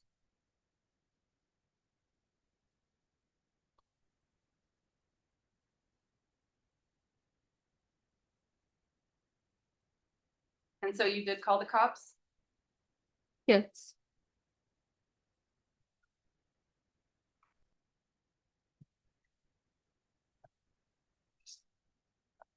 May I approach the witness, Your Honor? Yes. I'm going to show you what's been marked as State's Exhibit 10. Do you recognize State's Exhibit 10? Yes. Okay, and is that the 911 call that you made Yes. this day? Yes. Your Honor, will offer State's Exhibit 10 into evidence. We reviewed a judge, no objection. State's Exhibit number 10 is admitted without objection. May I publish, Your Honor? Yes.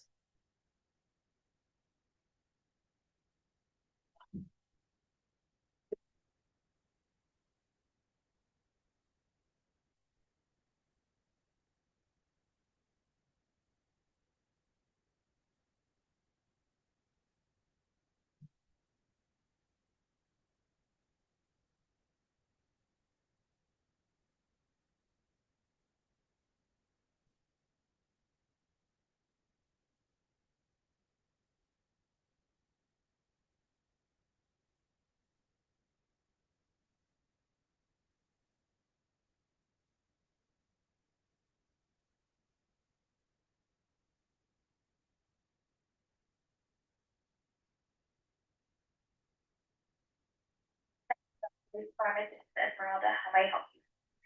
I need a cop to come to 6239 Alta Puerta, please, immediately. 239 Alta Puerta? Yes, immediately. What is your name? Monette, Monette. I'm going through a nasty divorce right now, and my husband is just, huh? What's your last name? Ellis, Ellis. And what is your phone number? 830-965-3233. And what's going on there? I'm going through a nasty divorce right now. My husband cannot accept the fact that I'm done. I'm going through the divorce. And he's hauling gasoline through the house, I guess, trying to set the motherfucker on fire. He's hauling gasoline into the house? Yes. I'm gonna pause it at 47 seconds. Monette, is that your voice? Yes. When you say he's hauling gasoline, what do you mean? He had started pouring it down the driveway in through the garage.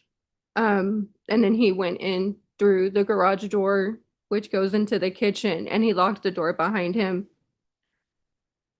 That's fine. I'll keep playing the 911. And he's trying to light the house on fire? I'm assuming. Motherfucker's crazy. You're assuming, so is he actually pouring the gasoline? Oh, he fucking locked the door. He's fucking kidding me, man. Matt, I just heard. Yes. Is he pouring the gasoline inside the house? He's pouring the gasoline throughout the house. And he was, what, thinking, like, when to light the house on fire? He's got a fucking thing in his hand. What does he have in his hand? Stop. He has this fucking torch in his hand. Stop. Stop already. Stop. Stop already. Matt. Stop. Matt. Stop. Yes. Matt. That voice in the background, is that Jesse? Yes. And what is he doing, if you remember? He came out the front door and he had a like a handheld torch thing in his hand. And he started walking up the driveway where he started pouring the gasoline. Did he ask you who you were on the phone with? Yes.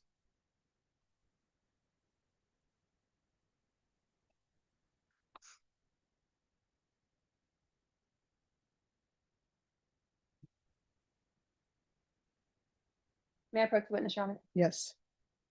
Renette, I'm gonna show you what's in marked states exhibits 11 and 12 and ask if you recognize them. Yes. Are states exhibits 11 and 12 fair and accurate depictions of the items contained in the photographs? Yes. Your Honor will offer no evidence states exhibits 11 and 12. No objection. All right, states exhibits number 11 and 12 are admitted without objection. Can I publish them? Yes.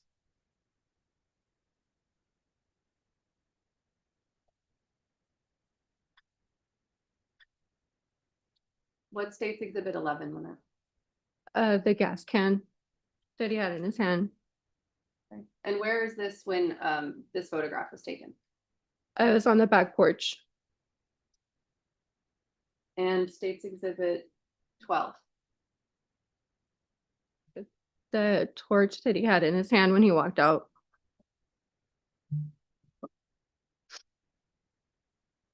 Okay, I'll resume playing for the 911 call. What is that?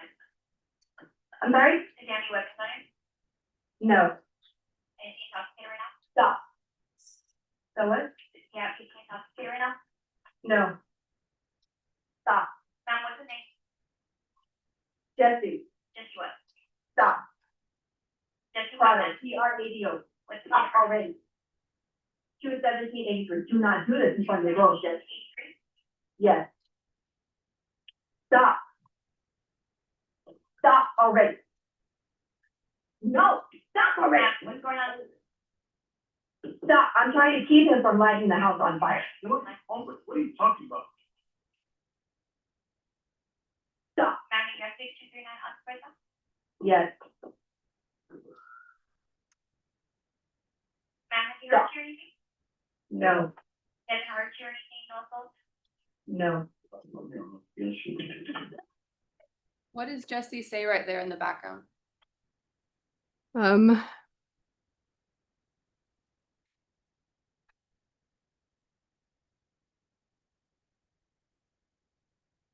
gonna shoot them. He said it as he was grabbing the magazine rifles out of the back of the car.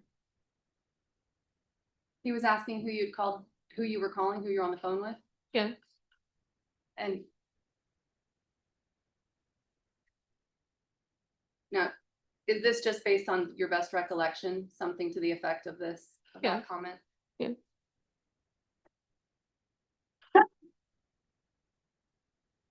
We're not hearing you? No. And our hearing also? No. We're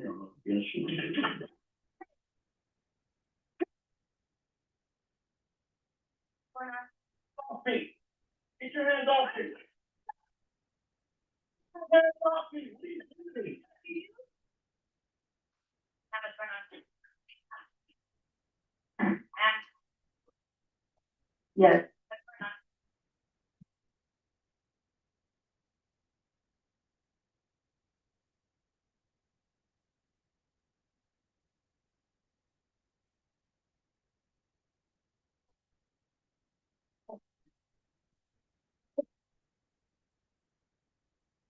What does he say to you at the end?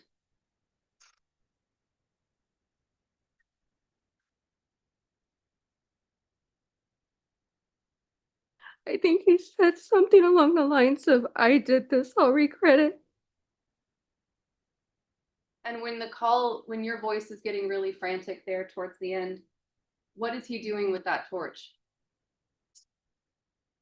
He tried to kneel down and light the part of the driveway that he had poured the gas on, but I had kicked it out of the way.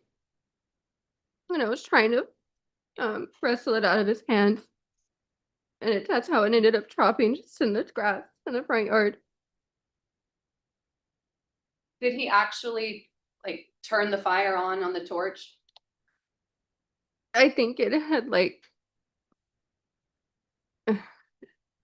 started, but like it glitched. I don't know what the term is. You saw like sparks or the flames start to come Yeah. out? Okay.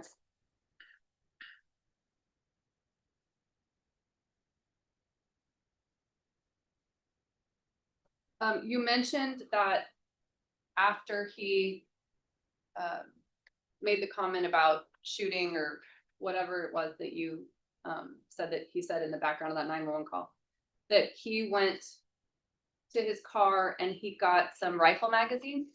Yes. And because he has kept guns in the house, are you familiar with what rifle magazines look like? Yes.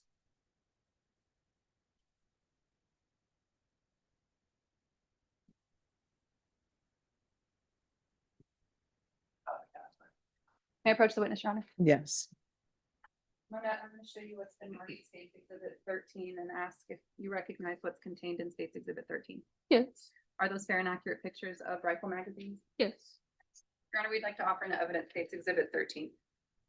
No objection. State's exhibit number 13 is admitted without objection. May I publish? Yes. Are the pictures or the items contained within States Exhibit 13, are those the kind of things that you saw him taking out of the back of his car? Yes. And where did he go with them after he took them from the car? He ran back inside the house, and through the front door and locked the door behind him. And what did you do in response to that? I at that point the girls were trying to get out of the car.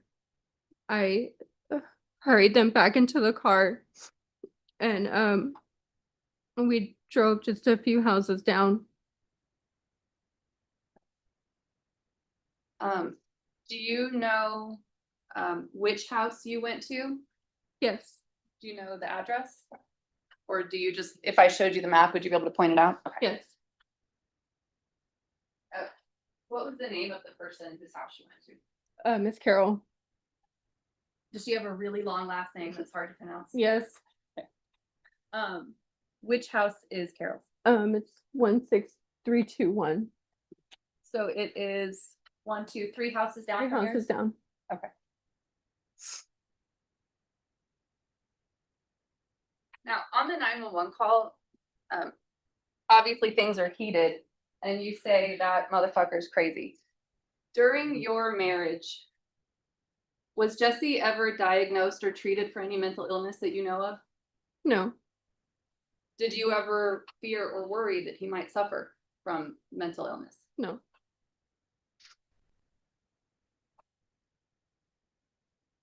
So when you got to Carol's, did you go inside immediately or what happened? No, I pulled my car in her driveway. She was outside. We were talking.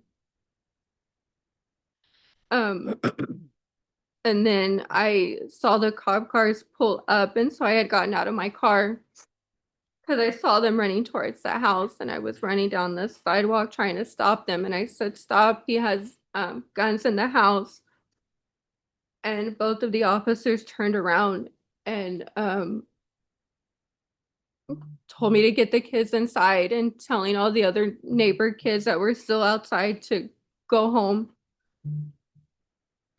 So I turned around and I was trying to get the kids out of my car.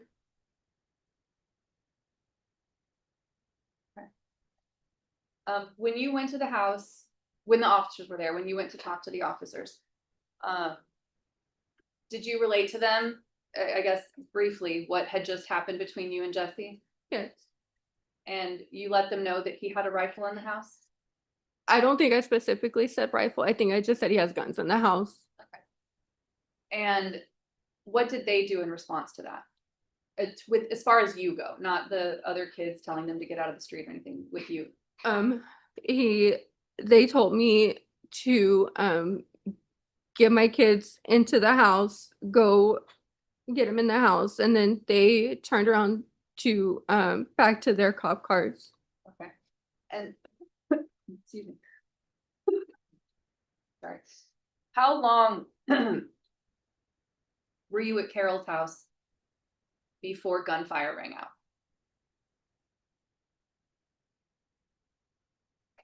Minute?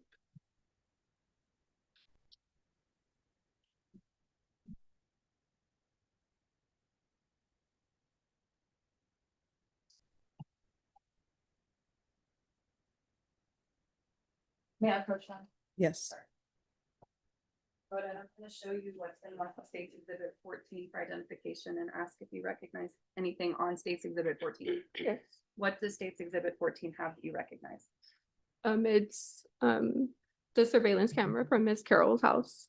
And does it have your signature? It has my initials and the date. So when you watch State's Exhibit 14, did you determine that it's a fair and accurate recording of what happened when you and the girls got to Carol's house? Yes. I would like to offer an evidence State's Exhibit 14. No objection. State's Exhibit 14 is admitted without objection. May I publish that? Yes.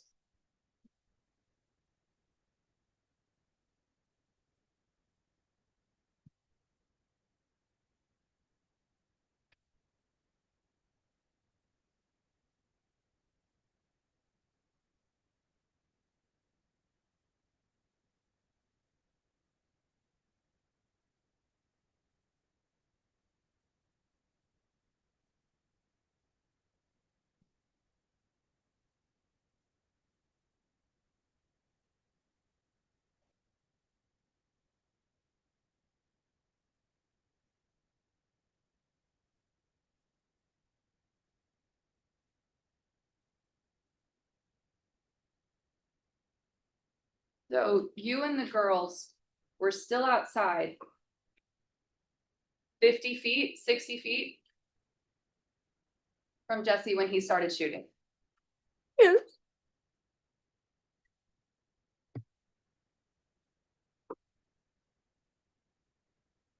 What happened after you guys made it inside? The girls ran to the back of the house. They were crying and screaming, and all I could do was just fall to my knees.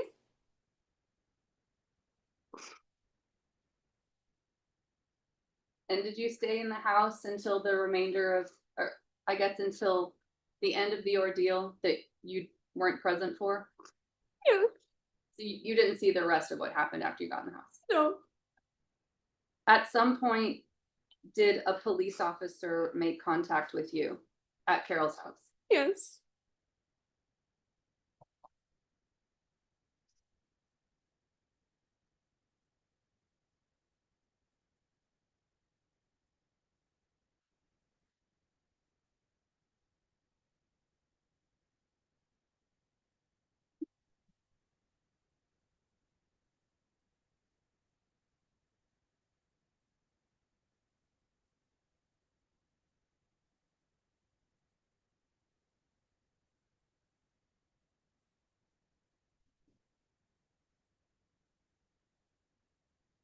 May we approach real quickly, Jeff? Yes.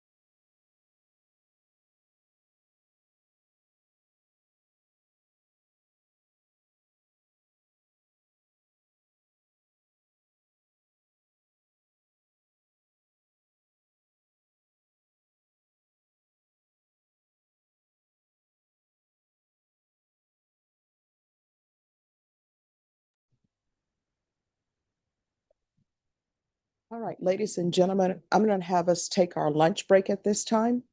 I'm going to have you all to come back at 1:15. You will not meet in this courtroom. You'll meet in the jury room, and Deputy Laura will give you instructions in regards to that. Remember these instructions. I'm going to repeat them every time we break. Pretty soon, you should be able to recite them back to me before I even say it.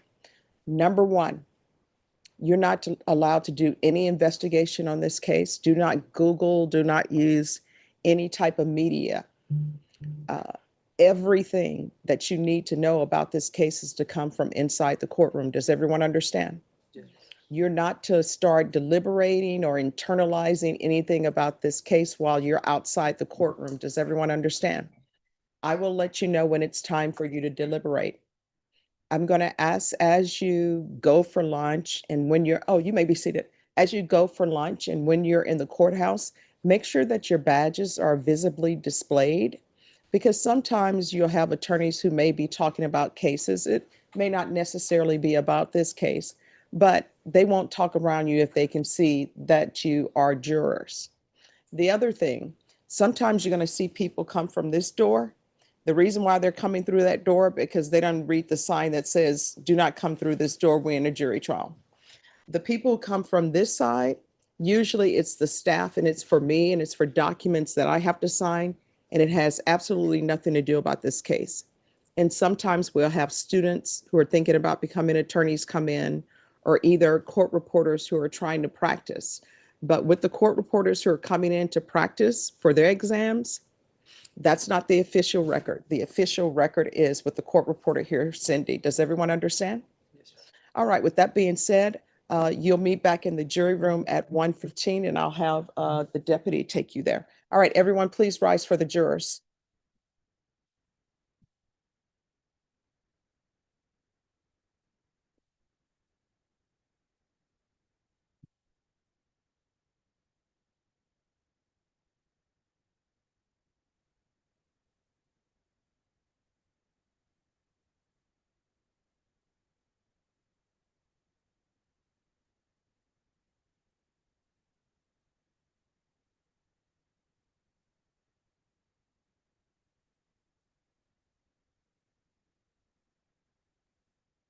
All right, everyone, please be seated.